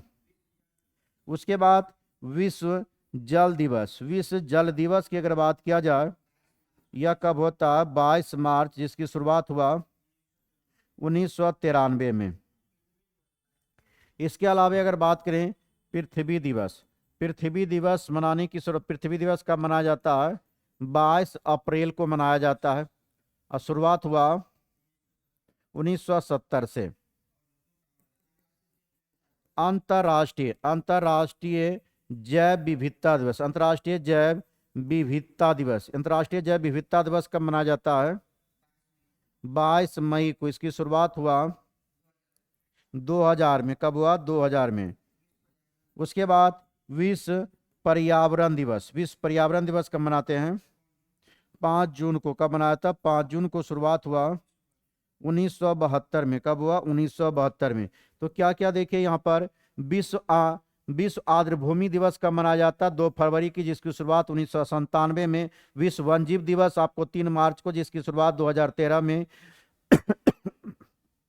विश्व गोरैया दिवस 20 मार्च को, जिसकी शुरुआत 2010 में। अंतर्राष्ट्रीय वन दिवस 21 मार्च को, आपको शुरुआत हुआ 2012 में। विश्व जल दिवस 22 मार्च को, शुरुआत इसका 22 मार्च को होता है। शुरुआत कब हुआ था? 1993 में। पृथ्वी दिवस कब मनाया जाता है? 22 अप्रैल को। पृथ्वी दिवस कब मनाया जाता है? 22 अप्रैल को मनाया था, जिसकी शुरुआत कब हुआ? 1970 से। इसके बाद अंतर्राष्ट्रीय जैव विविधता दिवस 22 मई को मनाया जाता है, शुरुआत हुआ 2000 में। विश्व पर्यावरण दिवस कब मनाया था? 5 जून की, जिसकी शुरुआत कब हुआ? 1972 में।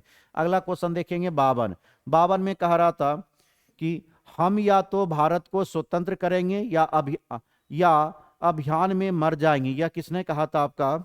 महात्मा गांधी के द्वारा। किनके द्वारा कहा गया? महात्मा गांधी। महात्मा गांधी हम या तो भारत को स्वतंत्र करेंगे या इस अभियान में मर जाएंगे, किन्होंने कहा? महात्मा गांधी ने कहा था। तो 1942 की अगर घटना को याद किया जाए तो इसमें क्या हुआ था? भारत छोड़ो आंदोलन। क्या चला था? भारत छोड़ो आंदोलन। यह कहाँ होता है? तो मुंबई के ग्वालियर मैदान, मुंबई के ग्वालियर मैदान, मुंबई के ग्वालियर मैदान में अरुणा आसाफ अली, किनके द्वारा? अरुणा अरुणा आसाफ अली के द्वारा क्या हुआ? तिरंगे झंडे को फहराया गया था। तो झंडे किनके द्वारा फहराया गया? अरुणा आसाफ अली के द्वारा। अगर बात किया जाए भारत छोड़ो आंदोलन का विशेष रूप से आपका विरोध करने वाला कौन था? तो मुस्लिम लीग। कौन हुआ? मुस्लिम लीग था। और इसके अलावे डॉक्टर भीमराव अंबेडकर थे। कौन थे? भीमराव अंबेडकर थे। कौन थे? डॉक्टर भीमराव अंबेडकर थे। वहीं बात किया जाए तो इसमें ऑप्शन में अगर बात करेंगे, ऑप्शन नंबर में क्या दिया आपका? बीडी सावरकर। बीडी सावरकर में क्या होता है? बीडी सावरकर की एक पुस्तक का नाम था the Indian war of independence. क्या नाम था? इंडिपेंडेंस। तो क्या देखिए, यह कब था? 1857। यह किसकी क्रांति को बतलाना चाह रहा है? 1857 1857 की संयोजित 1857 की संयोजित स्वतंत्रता क्या होता? स्वतंत्रता संग्राम को बतलाना चाहता है। क्या चीज को बतलाना चाह रहा है? स्वतंत्रता संग्राम को बतलाना चाहता है। अगला क्वेश्चन देखेंगे हम लोग, क्वेश्चन नंबर आपका 53। 53 की बात किया जाए, 53 नंबर क्वेश्चन में क्या है? किस अधिनियम ने भारत के विभाजन के लिए 2 नए स्वतंत्र भारत और पाकिस्तान के राज्यों को मूर्ति रूप दिया था? तो कौन हो जाएगा इसमें आपका? भारतीय स्वतंत्रता अधिनियम कौन हो जाएगा? 1947। कौन हो जाएगा? भारतीय स्वतंत्रता अधिनियम 1947 हो जाएगा। उसके बाद अगला क्वेश्चन की बात करें, क्वेश्चन नंबर कौन आता? 54 में कह रहा है भारत में समशीतोष्ण वन अनुसंधान केंद्र किस शहर में स्थित है? तो कहाँ हो जाएगा? शिमला में। कहाँ पे? शिमला में। भारत में समशीतोष्ण वन अनुसंधान केंद्र किस शहर में स्थित हो जाएगा? शिमला में। इसके अलावा अगर बात किया जाए केंद्रीय वन अनुसंधान संस्थान कहाँ हो जाएगा? देहरादून हो जाएगा। कहाँ हो जाएगा? देहरादून में। भारतीय वन प्रबंधन संस्थान की बात करें, कौन हो जाएगा? भोपाल हो जाएगी।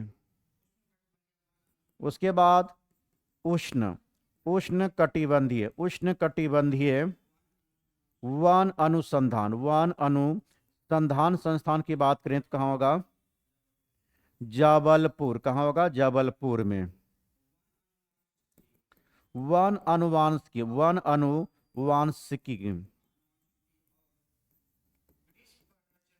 और वृक्ष प्रजनन संस्थान की बात करें तो कौन हो जाएगा? कोयम्बटूर हो जाएगा। कौन हो जाएगा? कोयम्बटूर हो जाएगा। सामाजिक वानिकी एवं पारिस्थितिकी पुनरावास केंद्र, तो कहाँ पे हो जाएगा? प्रयागराज में। कहाँ हो जाएगा? प्रयागराज में हो जाएगा। क्या जाने यहाँ पर अगर बात किया जाए तो केंद्रीय वन अनुसंधान कहाँ पे है? देहरादून। केंद्रीय वन अनुसंधान देहरादून में, भारतीय वन प्रबंधन संस्थान भोपाल में, उष्णकटिबंधीय वन अनुसंधान जबलपुर में, वन अनुवांशिकी और आपका वृक्ष प्रजनन संस्थान कहाँ पे? कोयम्बटूर में। सामाजिक वाणिज्यिक एवं पारिस्थितिकी पुनर्जनन केंद्र कहाँ पे आपका? प्रयागराज में। कहाँ पे पड़ता है?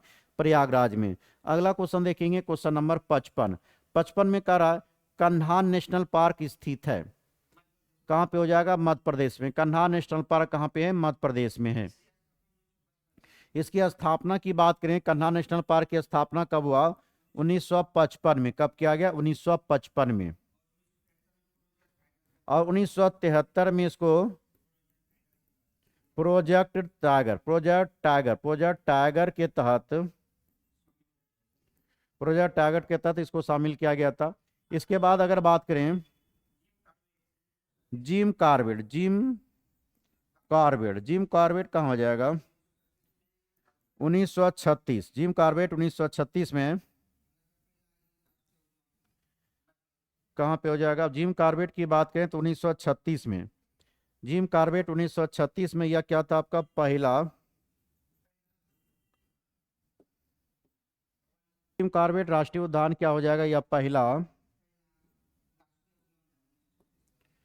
पहला यह क्या आपका राष्ट्रीय उद्यान है। पहले इसका नाम क्या हुआ था? हेली नेशनल पार्क था। क्या नाम था? हेली नेशनल पार्क था। अगला अगर बात करें हम लोग गुजरात के कच्छ में, अगर बात किया जाए, गुजरात के कच्छ के रण में कौन पाया जाता है आपका? मरीन राष्ट्रीय उद्यान। कौन आता? मरीन राष्ट्रीय उद्यान। मरीन राष्ट्रीय उद्यान गुजरात के कच्छ में है। यह आपका है पहला समुद्रीय राष्ट्रीय उद्यान है। क्या है आपका? पहला समुद्रीय राष्ट्रीय उद्यान है। क्या है? पहला समुद्रीय राष्ट्रीय उद्यान है। और विश्व का एकमात्र तैरता हुआ राष्ट्रीय उद्यान की बात करें, विश्व का एकमात्र तैरता हुआ राष्ट्रीय उद्यान की बात करें तो वह है केबुल लामजाओ। कौन है? केबुल लामजाओ। कौन हो जाएगा? केबुल लामजाओ, जो कहाँ पे पड़ता है? मणिपुर राज्य में। कहाँ पे पड़ती है? मणिपुर राज्य में। अब उत्तर प्रदेश की बात करें तो उत्तर प्रदेश में कौन आ जाएगा? दुधवा आ जाएगा। अगला देखेंगे 56 नंबर। हरित क्रांति के दौरान कौन सी नई कृषि पद्धति शुरू की गई थी? तो हो जाएगा पारंपरिक बीजों का उपयोग, जैविक खेती की विविधताएं और आधुनिक सिंचाई तकनीक का उपयोग। तो ऑप्शन नंबर कौन बनेगा? सी नंबर बनेगा। कौन नंबर बनेगा? सी बनेगा। भारत में हरित क्रांति की अगर बात किया जाए तो 1967 से 68 में रहा था। 1966 से 67 में आता है। इसकी बात अगर बात करें, हरित क्रांति का जन्मदाता किनको कहा जाता? कुमार स्वामीनाथन को कहा जाता। अगला क्वेश्चन देखेंगे 57 को। गुजरात के कच्छ में रण उत्सव किस माह में शुरू होती है? तो कौन महीना में होता है? नवंबर महीना। गुजरात के कच्छ में रण उत्सव किस माह में शुरू होता है? आपका नवंबर महीना में। अगर हम लोग देखा जाए महोत्सव की बात करें, उत्तर प्रदेश में कौन महोत्सव होता है? गंगा महोत्सव होता है। कौन होता है? गंगा महोत्सव। वहीं तमिलनाडु की अगर बात करें, तमिलनाडु में हो जाएगा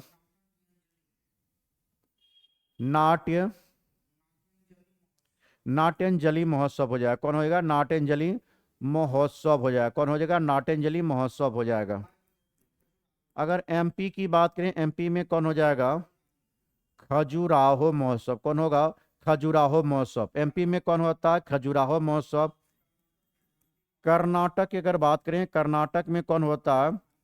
हम्पी महोत्सव। कर्नाटक में कौन होता? हम्पी महोत्सव। कर्नाटक में कौन होता? हम्पी महोत्सव।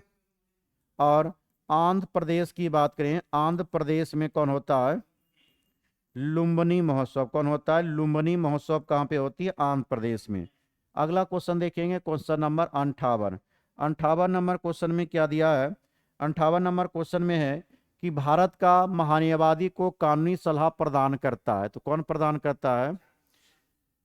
तो कौन हो जाएगा? संघ सरकार। भारत का महान्यायवादी को कानूनी सलाह प्रदान करता है संघ सरकार। महान्यायवादी का उल्लेख की बात करें तो कौन सा आर्टिकल में हो जाएगा? अनुच्छेद 76 में।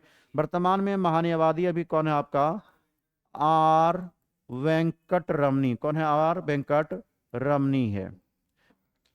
तो भारत में महान्यायवादी अभी कौन है आपका? आर वेंकट रमनी है। तो क्या देखिए, भारत का महान्यायवादी को कानूनी सलाह प्रदान कौन करता है? आपका संघ सरकार करती है। अगला क्वेश्चन देखेंगे, क्वेश्चन नंबर 59 में क्या करा? अंतर्राष्ट्रीय हॉकी मैच में मैदान की मानक चौड़ाई कितनी होती है? 55 मीटर। कितना होता है? 55 मीटर। अंतर्राष्ट्रीय हॉकी में मैच में मैदान की मानक चौड़ाई कितनी होती है? 55 मीटर होती है। अगर समय की बात करें, समय इसमें कितना, खेल में कितना रहता है? 60 मिनट होता है, जो 15-15 मिनट का क्वार्टर में चलता है। अब हॉकी की मैदान की अगर लंबाई की बात करें, हॉकी की मैदान की लंबाई कितनी होती है? 91, 91.44 मीटर होती है। कितना आता है? 91.44 मीटर होते हैं। अगर गेंद की वजन की बात करें, गेंद का वजन कितना होता है? 155 से लेकर 163 ग्राम के आसपास होती है। अगर हॉकी के शब्दावली की बात किया जाए तो इसमें आ जाएगा आपका स्टिक हो जाएगा, पेनाल्टी हो जाएगा, स्टॉक, पेनाल्टी स्टॉक, उसके बाद रेफरी।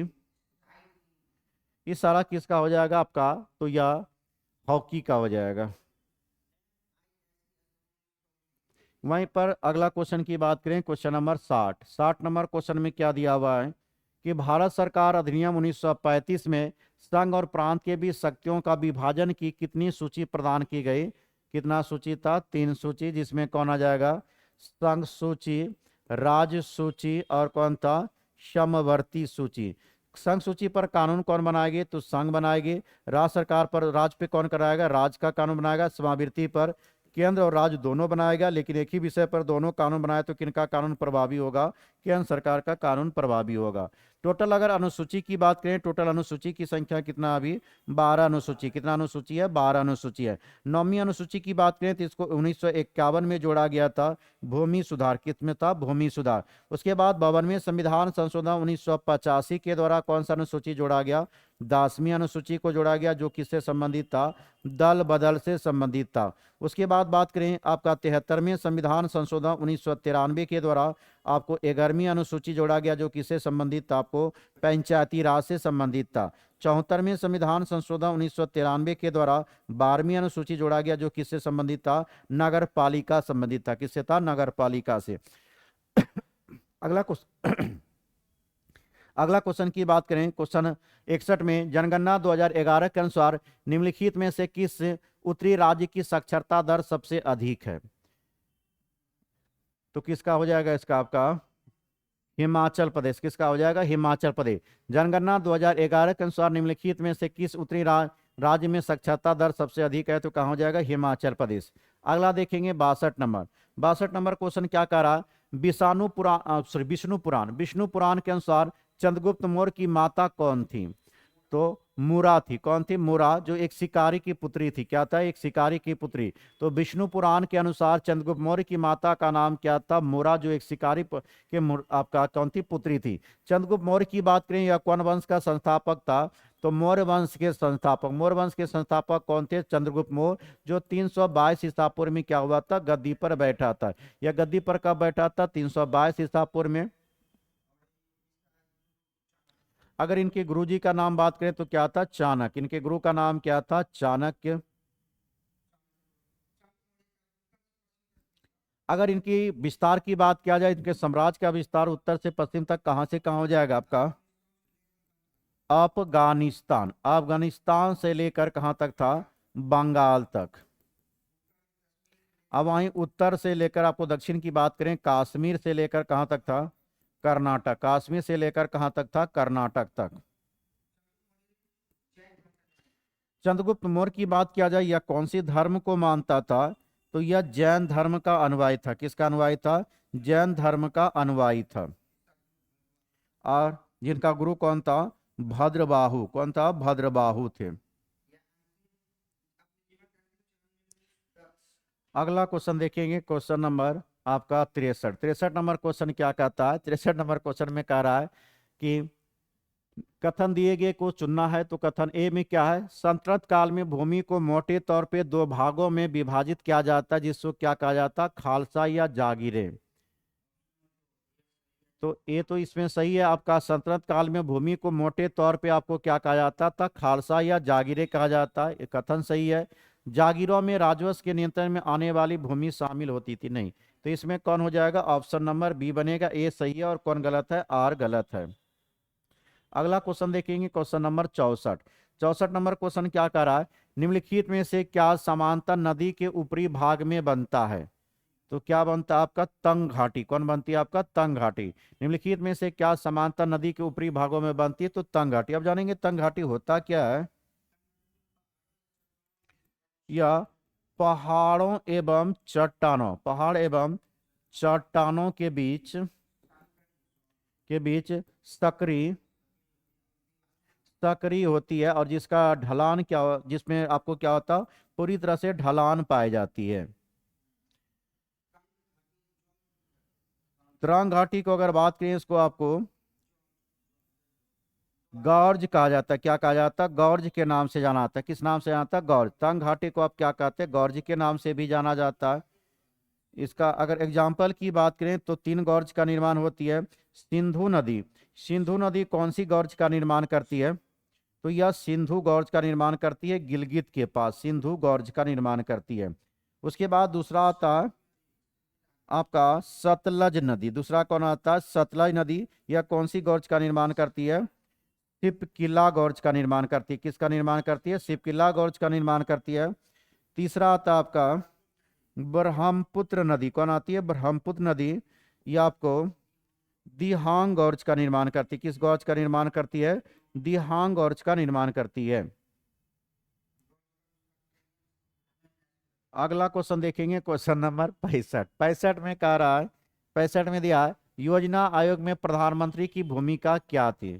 तो यह क्या होता? पदाध्यक्ष होता। योजना आयोग में प्रधानमंत्री की भूमिका क्या होती है? पदाध्यक्ष। योजना आयोग की बात करें, योजना आयोग की स्थापना 15 मार्च कब हुआ था? 15 मार्च 1950 में। 15 मार्च 1950 में कब हुआ? 15 मार्च 1950 में हुआ था। इसके बाद इसके जगह पर अभी क्या आ गया? नीति आयोग। नीति आयोग की स्थापना 1 जनवरी 2015 को कब हुआ था? 1 जनवरी 2015 को हुआ था। अगला क्वेश्चन देखेंगे, क्वेश्चन नंबर 66। 66 में क्या कह रहा है? 66 में दिया, निम्नलिखित में से किस शास्त्रीय नृत्य में पुंग को सतही महत्वपूर्ण के रूप में उपयोग किया जाता है? तो किसको किया जाता? मणिपुरी, जो मणिपुर में गाया जाता है। तो निम्नलिखित में से किस शास्त्रीय नृत्य में पुंग को सतही महत्वपूर्ण के रूप में उपयोग किया जाता है? मणिपुरी। उड़ीसा, उड़ीसा का ही हो जाएगा। इसके बाद अगला देखेंगे 67 नंबर। 67 नंबर में कह रहा, ब्रिटिश ईस्ट इंडिया कंपनी और मराठा पेशवा बाजीराव द्वितीय के बीच वसीम की संधि पर हस्ताक्षर निम्नलिखित में से किस वर्ष की गई थी? कब हुआ था? 1802 में। ब्रिटिश ईस्ट इंडिया कंपनी और मराठा पेशवा बाजीराव द्वितीय के बीच में वसीम की संधि पर हस्ताक्षर निम्नलिखित किस वर्ष हुई थी? 1802 में। देखेंगे अगला क्वेश्चन देखेंगे, क्वेश्चन नंबर 68। 68 नंबर क्वेश्चन का रहा, भारतीय संविधान का कौन सा अनुच्छेद काम की न्याय संगत और मनोचित दशाओं के सिद्धांत को रेखांकित करता है? तो कौन हो जाएगा? अनुच्छेद 42। 41 में क्या कहता? कुछ दशाओं में काम पाने का अधिकार। कुछ दशाओं में काम पाने का अधिकार कौन कहता है? 41। और आपको 48 में है कृषि, कृषि एवं क्या आता? पशुपालन, कृषि एवं पशुपालन। 46 की बात करें तो इसमें क्या कहा गया था?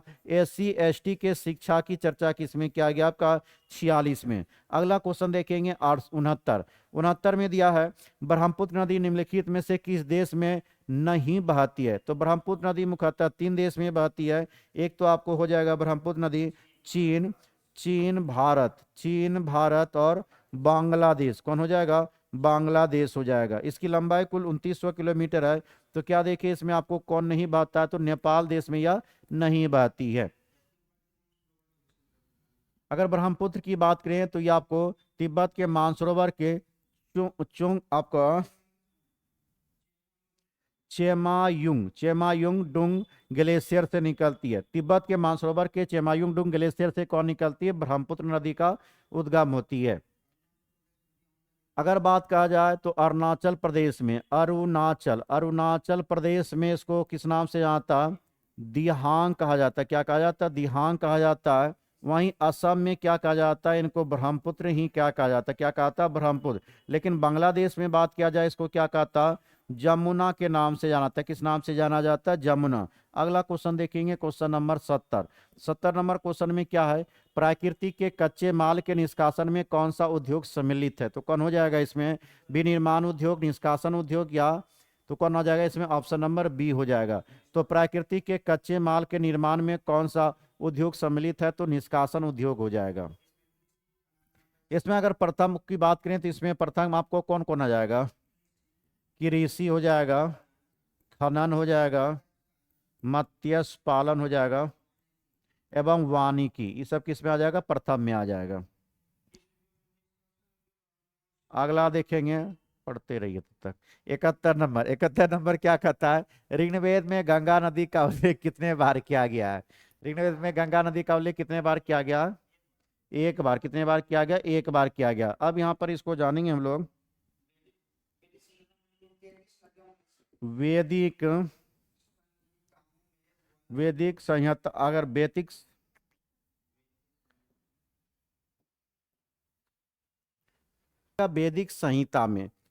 संहिता में अगर बात किया जाए, वैदिक संहिता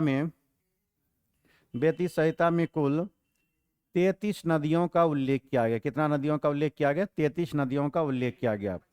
जबकि ऋग्वेद में कितना किया गया? 25 नदियों का उल्लेख किया गया। कितना नदियों का किया गया? 25 नदियों का उल्लेख किया गया है। अब वहीं बात करें ऋग्वेद के नदी सूक्त में 21 नदियों का उल्लेख है। कितना नदियों का? 21 नदियों का वर्णन है। इस समय में अगर बात किया जाए इस काल का सबसे महत्वपूर्ण नदी कौन सी थी? तो वह सिंधु नदी थी। कौन नदी थी? सिंधु नदी थी। उसके बाद अगर सबसे पवित्र नदी की बात करें तो वह कौन हो जाएगा? सरस्वती हो जाएगी। कौन नदी था? सरस्वती। इसके बाद गंगा का उल्लेख कितना बार है आपका? एक बार। यमुना का उल्लेख कितना बार किया गया? 3 बार। यमुना का उल्लेख कितना है? 3 बार। नेक्स्ट क्वेश्चन देखेंगे आपका 72 नंबर क्वेश्चन में क्या है कि निम्नलिखित में से कौन भारत में मानवाधिकार के उल्लंघन की शिकायतों की जांच के लिए उत्तरदायी नहीं होता है? तो कौन हो जाएगा? अंतर्राष्ट्रीय मानवाधिकार आयोग। कौन हो जाएगा? अंतर्राष्ट्रीय मानवाधिकार आयोग। यह आपको क्या है? एक सांविधिक है। यह एक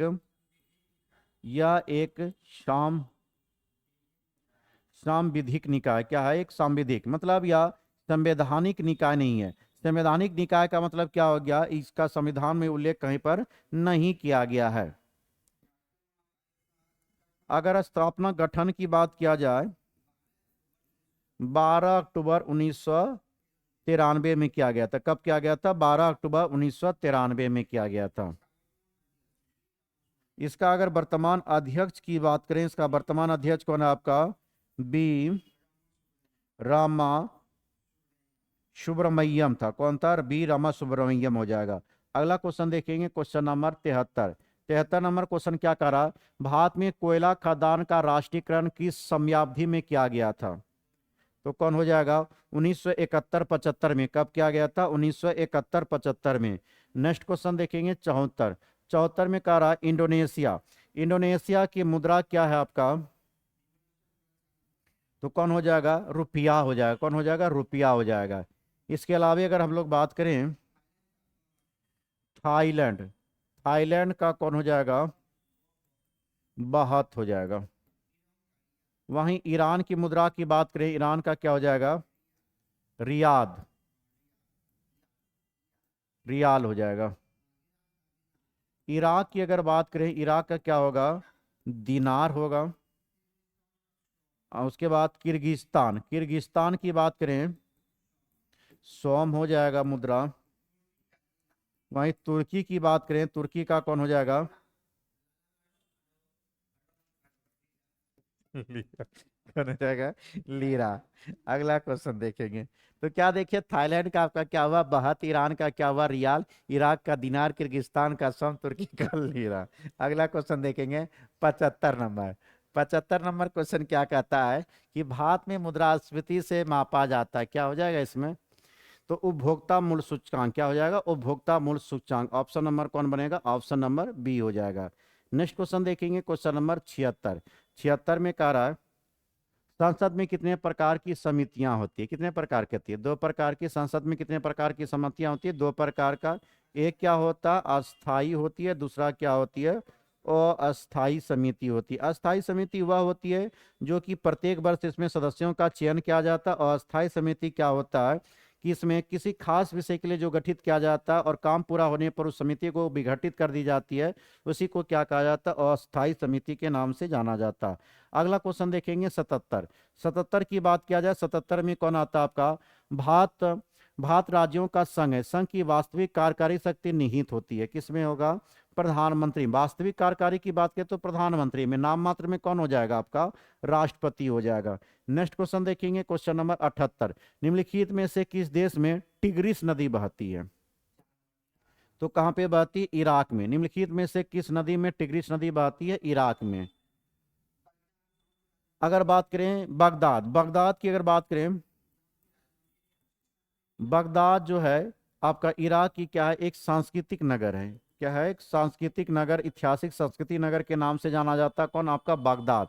इसके अलावा अगर बात करें हम लोग, कौन नहर कहाँ पे, अगर शहर की बात करें, काहिरा। काहिरा कौन सी नदी के किनारे बसा है? नील नदी के किनारे। रोम कौन नदी के किनारे हो जाएगा? टाइबर नदी के किनारे हो जाएगा। वहीं ओटावा, सेंट लॉरेंस नदी कौन हो जाएगा? सेंट लॉरेंस नदी हो जाएगा। तो यह सारा क्या हो गया? काहिरा हो गया, नील नदी, रोम हो गया, टाइबर नदी, आपका ओटावा हो गया, सेंट लॉरेंस नदी के किनारे। अगला देखेंगे 79। 79 नंबर क्वेश्चन क्या कहता है कि सहारा मरुस्थल के दक्षिण में फैले अर्धशुष्क प्रदेश को क्या कहते हैं?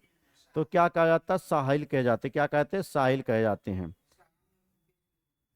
अगला देखेंगे, अगला क्वेश्चन 80 नंबर। 80 नंबर क्वेश्चन क्या कह रहा है कि भारतीय संविधान के किस, आमतौर पर सुबह ही क्लास हो जाता तो ज्यादा अच्छा रहता, भारतीय संविधान के किस आमतौर पर उसकी अंतरात्मा भी कहते हैं? किसको कहा जाता है?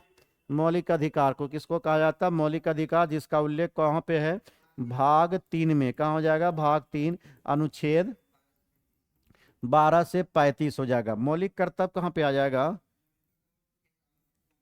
भाग हो जाएगा 4 का को, और अनुच्छेद कहाँ हो जाएगा? 51 के क में हो जाएगा।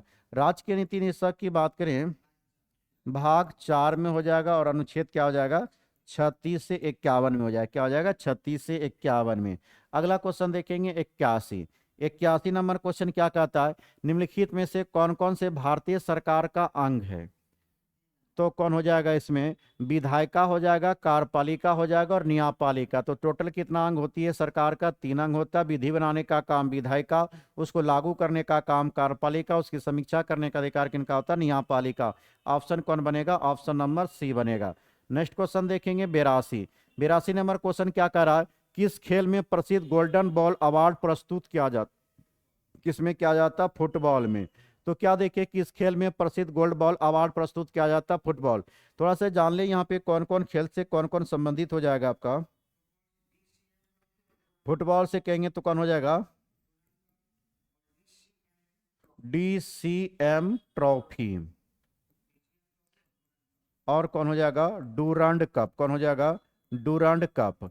तो DCM ट्रॉफी और डूरंड कप का संबंध किससे? फुटबॉल से है। क्रिकेट से अगर बात करें, रणजी ट्रॉफी, रणजी ट्रॉफी और ईरानी ट्रॉफी। रणजी ट्रॉफी और ईरानी ट्रॉफी की बात करें किससे है? क्रिकेट से है। हॉकी की बात करें, रंगास्वामी। कौन हो जाएगा? रंगास्वामी कप। कौन हो जाएगा? रंगास्वामी कप हो जाएगा। टेनिस की बात करें तो कौन हो जाएगा? हेलमेट वगैरह आ जाएगा। अगला क्वेश्चन देखेंगे 83। 83 नंबर क्वेश्चन क्या कहता है? किस अधिनियम ने नस्ल, धर्म तथा राष्ट्रीय मूल्य के आधार पर भेदभाव को निषेध का कर दिया गया है? तो किस में आ जाएगा? नागरिक अधिकार अधिनियम। किस में आ जाएगा? नागरिक अधिकार अधिनियम में। अगला क्वेश्चन की बात करें 84। किस सुल्तान ने अपनी राजधानी को दिल्ली से दौलताबाद स्थानांतरित किया था? मोहम्मद बिन तुगलक। इन्होंने क्या था? मोहम्मद बिन तुगलक। अलादीन खिलजी की बात करें तो इसका क्या हो जाएगा? घोड़ा दंगने की प्रथा की शुरुआत किन्होंने किया था? अलादीन खिलजी ने। उसके बाद फिरोज शाह तुगलक ने ब्राह्मणों पर जजिया कर लगाने वाला पहले मुसलमान शासक कौन था? फिरोज शाह तुगलक। खिज्र खां की बात करें, या सैयद वंश का संस्थापक था। कौन वंश का संस्थापक था? सैयद वंश के संस्थापक कौन था? खिज्र खां। अगला देखेंगे 85। 85 नंबर क्वेश्चन क्या कहता? भारतीय वन प्रबंधन संस्थान को किस वर्ष में स्थापित किया गया? कब किया गया? 1982 में। कब किया गया था? 1982 में किया गया। तो ऑप्शन नंबर डी बन जाएगा। नेक्स्ट देखेंगे 86 नंबर क्वेश्चन। 86 में पूछ रहा है कि निम्नलिखित राजवंश शासकों में बिहार में उनके संबंध घटनाओं को सम्मिलित करें। हर्यक वंश। हर्यक वंश किससे हो जाएगा? तो मगध साम्राज्य का वास्तविक संस्थापक हो जाएगा हर्यक बिंबिसार। उसके बाद अगर बात किया जाए आपका गुप्त वंश, गुप्त वंश किससे हो जाएगा आपका? नालंदा महाविहार की स्थापना गुप्त वंश कुमारगुप्त संबंधित है। शुंग वंश के पुष्यमित्र की अगर बात करें तो यह हो जाएगा कुकुट्राम बिहार का नष्ट करने का प्रयास किया था। शिशुनाग वंश के कालाशोक की बात किया जाए, इन्हीं के समय में द्वितीय बौद्ध संगीति का आयोजन कहाँ पे किया गया था? वैशाली में। ऑप्शन कौन बन जाएगा? ऑप्शन नंबर 2 हो जाएगा, ऑप्शन नंबर 2। नेक्स्ट क्वेश्चन देखेंगे 87। 87 में क्या कह रहा है? बिहार सोशलिस्ट पार्टी का गठित हुआ था। तो न्यायदेव के सिमरौ गौड़ को अपनी राजधानी बनाया गया। तो बिहार में सोशलिस्ट पार्टी कब कब गठित हुई थी? क्वेश्चन क्या है आपका?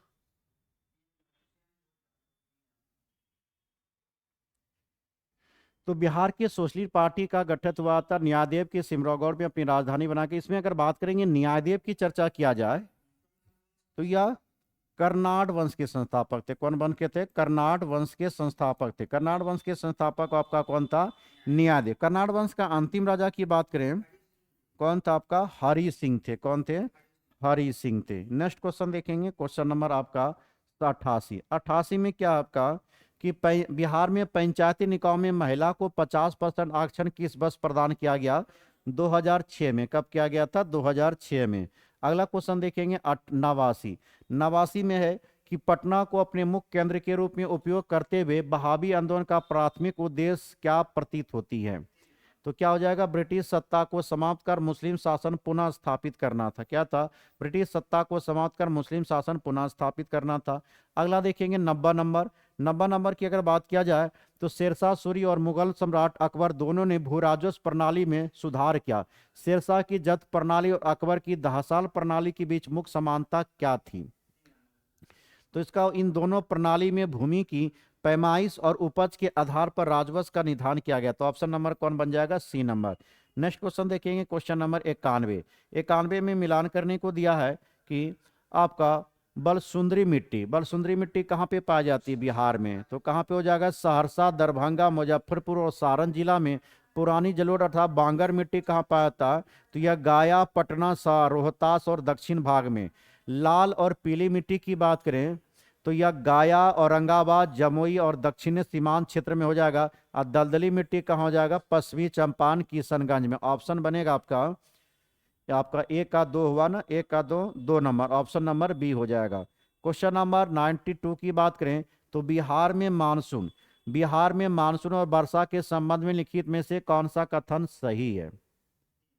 तो किशनगंज जिला राज्य में सर्वाधिक औसत वार्षिक प्राप्त करती, मतलब सबसे ज्यादा क्या हो गया? किशनगंज जिला राज्य में सर्वाधिक औसत वर्षा प्राप्त करने वाला आता है। तो इसमें क्या बिहार में कौन सी संबंध लिखित में से कौन सा कथन सही है? तो कौन बनेगा? ऑप्शन नंबर सी बने। और सबसे कम बारिश की अगर बात करें, सबसे कम बारिश कहाँ पे होता है? औरंगाबाद जिला में होती है। कहाँ पे होती है? औरंगाबाद में। नेक्स्ट देखेंगे 93। 93 में कह रहा है बिहार की नदी प्रणाली के संबंध में लिखित में से कौन सा कथन गलत है? तो कौन हो जाएगा? कर्मनाशा जो विंध्याचल पहाड़ी से निकलती है और पूर्व दिशा में बहती है। नहीं, पूर्व दिशा की ओर नहीं बहती है, यह उत्तर दिशा की ओर हो जाएगी। किधर हो जाएगा? उत्तर दिशा की ओर हो जाएगी। तो यह गलत है। आपको ऑप्शन नंबर कौन बन जाएगा? डी नंबर गलत हो जाएगा। नेक्स्ट क्वेश्चन की बात करेंगे 94। 94 में क्या दिया था? 1937 में बिहार में गठित प्रथम कांग्रेस मंत्रिमंडल के संबंध में लिखित में से कौन सा कथन सही है? तो कृष्ण सिंह के नेतृत्व में मंत्रिमंडल का गठन किया गया। बिल्कुल किया गया। मंत्रिमंडल में कैदियों की रिहाई के मुद्दे पर फरवरी 1938 में त्याग पत्र दिया गया।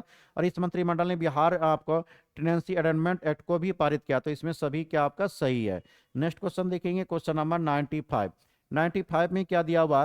ब्रिटिश शासन काल में 1866 में किस जिले का विभाजन कर 2 नए जिले बनाए गए जो बिहार की प्रशासनिक पुनर्गठन का सारण और चंपारण हिस्सा था? तो कौन था आपका? सारण। ऑप्शन नंबर कौन बन जाएगा? D number. नेक्स्ट क्वेश्चन देखेंगे 96 नंबर। 96 में क्या कह रहा है? बिहार में सिंचाई और बाढ़ नियंत्रण के संबंध में लिखित कथन पर कौन सा कथन गलत है? तो बागमती परियोजना केवल सिंचाई पर केंद्रित है, बाढ़ नियंत्रण इसका उद्देश्य नहीं है। तो ऑप्शन कौन गलत हो जाएगा? Option number C. Next question देखेंगे 97। 97 में क्या है? महाकवि विद्यापति द्वारा रचित कीर्तलता और कीर्तिपातक जो कि मध्यकालीन बिहार की महत्वपूर्ण साहित्यिक ग्रंथ है, मुख्य रूप से किस भाग में लिखे गए हैं? तो किस में हो जाएगा? अवहट्टम में। किस में हो जाएगा? अवहट्टम में। नेक्स्ट क्वेश्चन देखेंगे 98। 98 नंबर क्वेश्चन का रहा है बिहार सोशलिस्ट पार्टी कब गठित हुई थी? 1931 में। जिसमें व्यक्ति कौन कौन जुड़ा था आपका? गंगा गंगा शरण गंगा शरण सिन्हा हो जाएगा।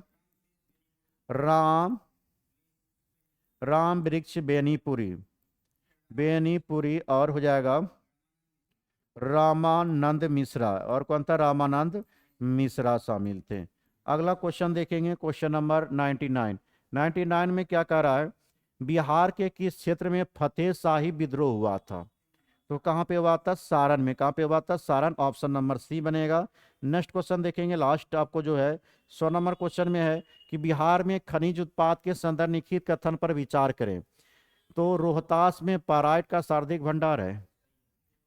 तो रोहतास में तो पाराइट पाया जाता, ऑप्शन ए सही है। चूना पत्थर कैमूर मुंगेर एवं रोहतास जिला में पाई जाती है, यह भी सही है। पूर्णिया जिला में सोना नहीं पाया जाता। ये सोना कहाँ पे पाई जाती है? जमुई जिला में। 44% सोना की बात करें तो कहाँ पे पाया जाता? जमुई में। तो इसमें ऑप्शन कौन हो गया? दो और एक और दो सही है ना, तो ऑप्शन नंबर सी बन जाएगा। तो आज थोड़ा सा आपका कम डिस्कशन हो पाया। हम लोग अगले क्लास में अच्छे से डिस्कशन करेंगे। मिलते हैं अगले सेट में, तब तक के लिए जय हिंद।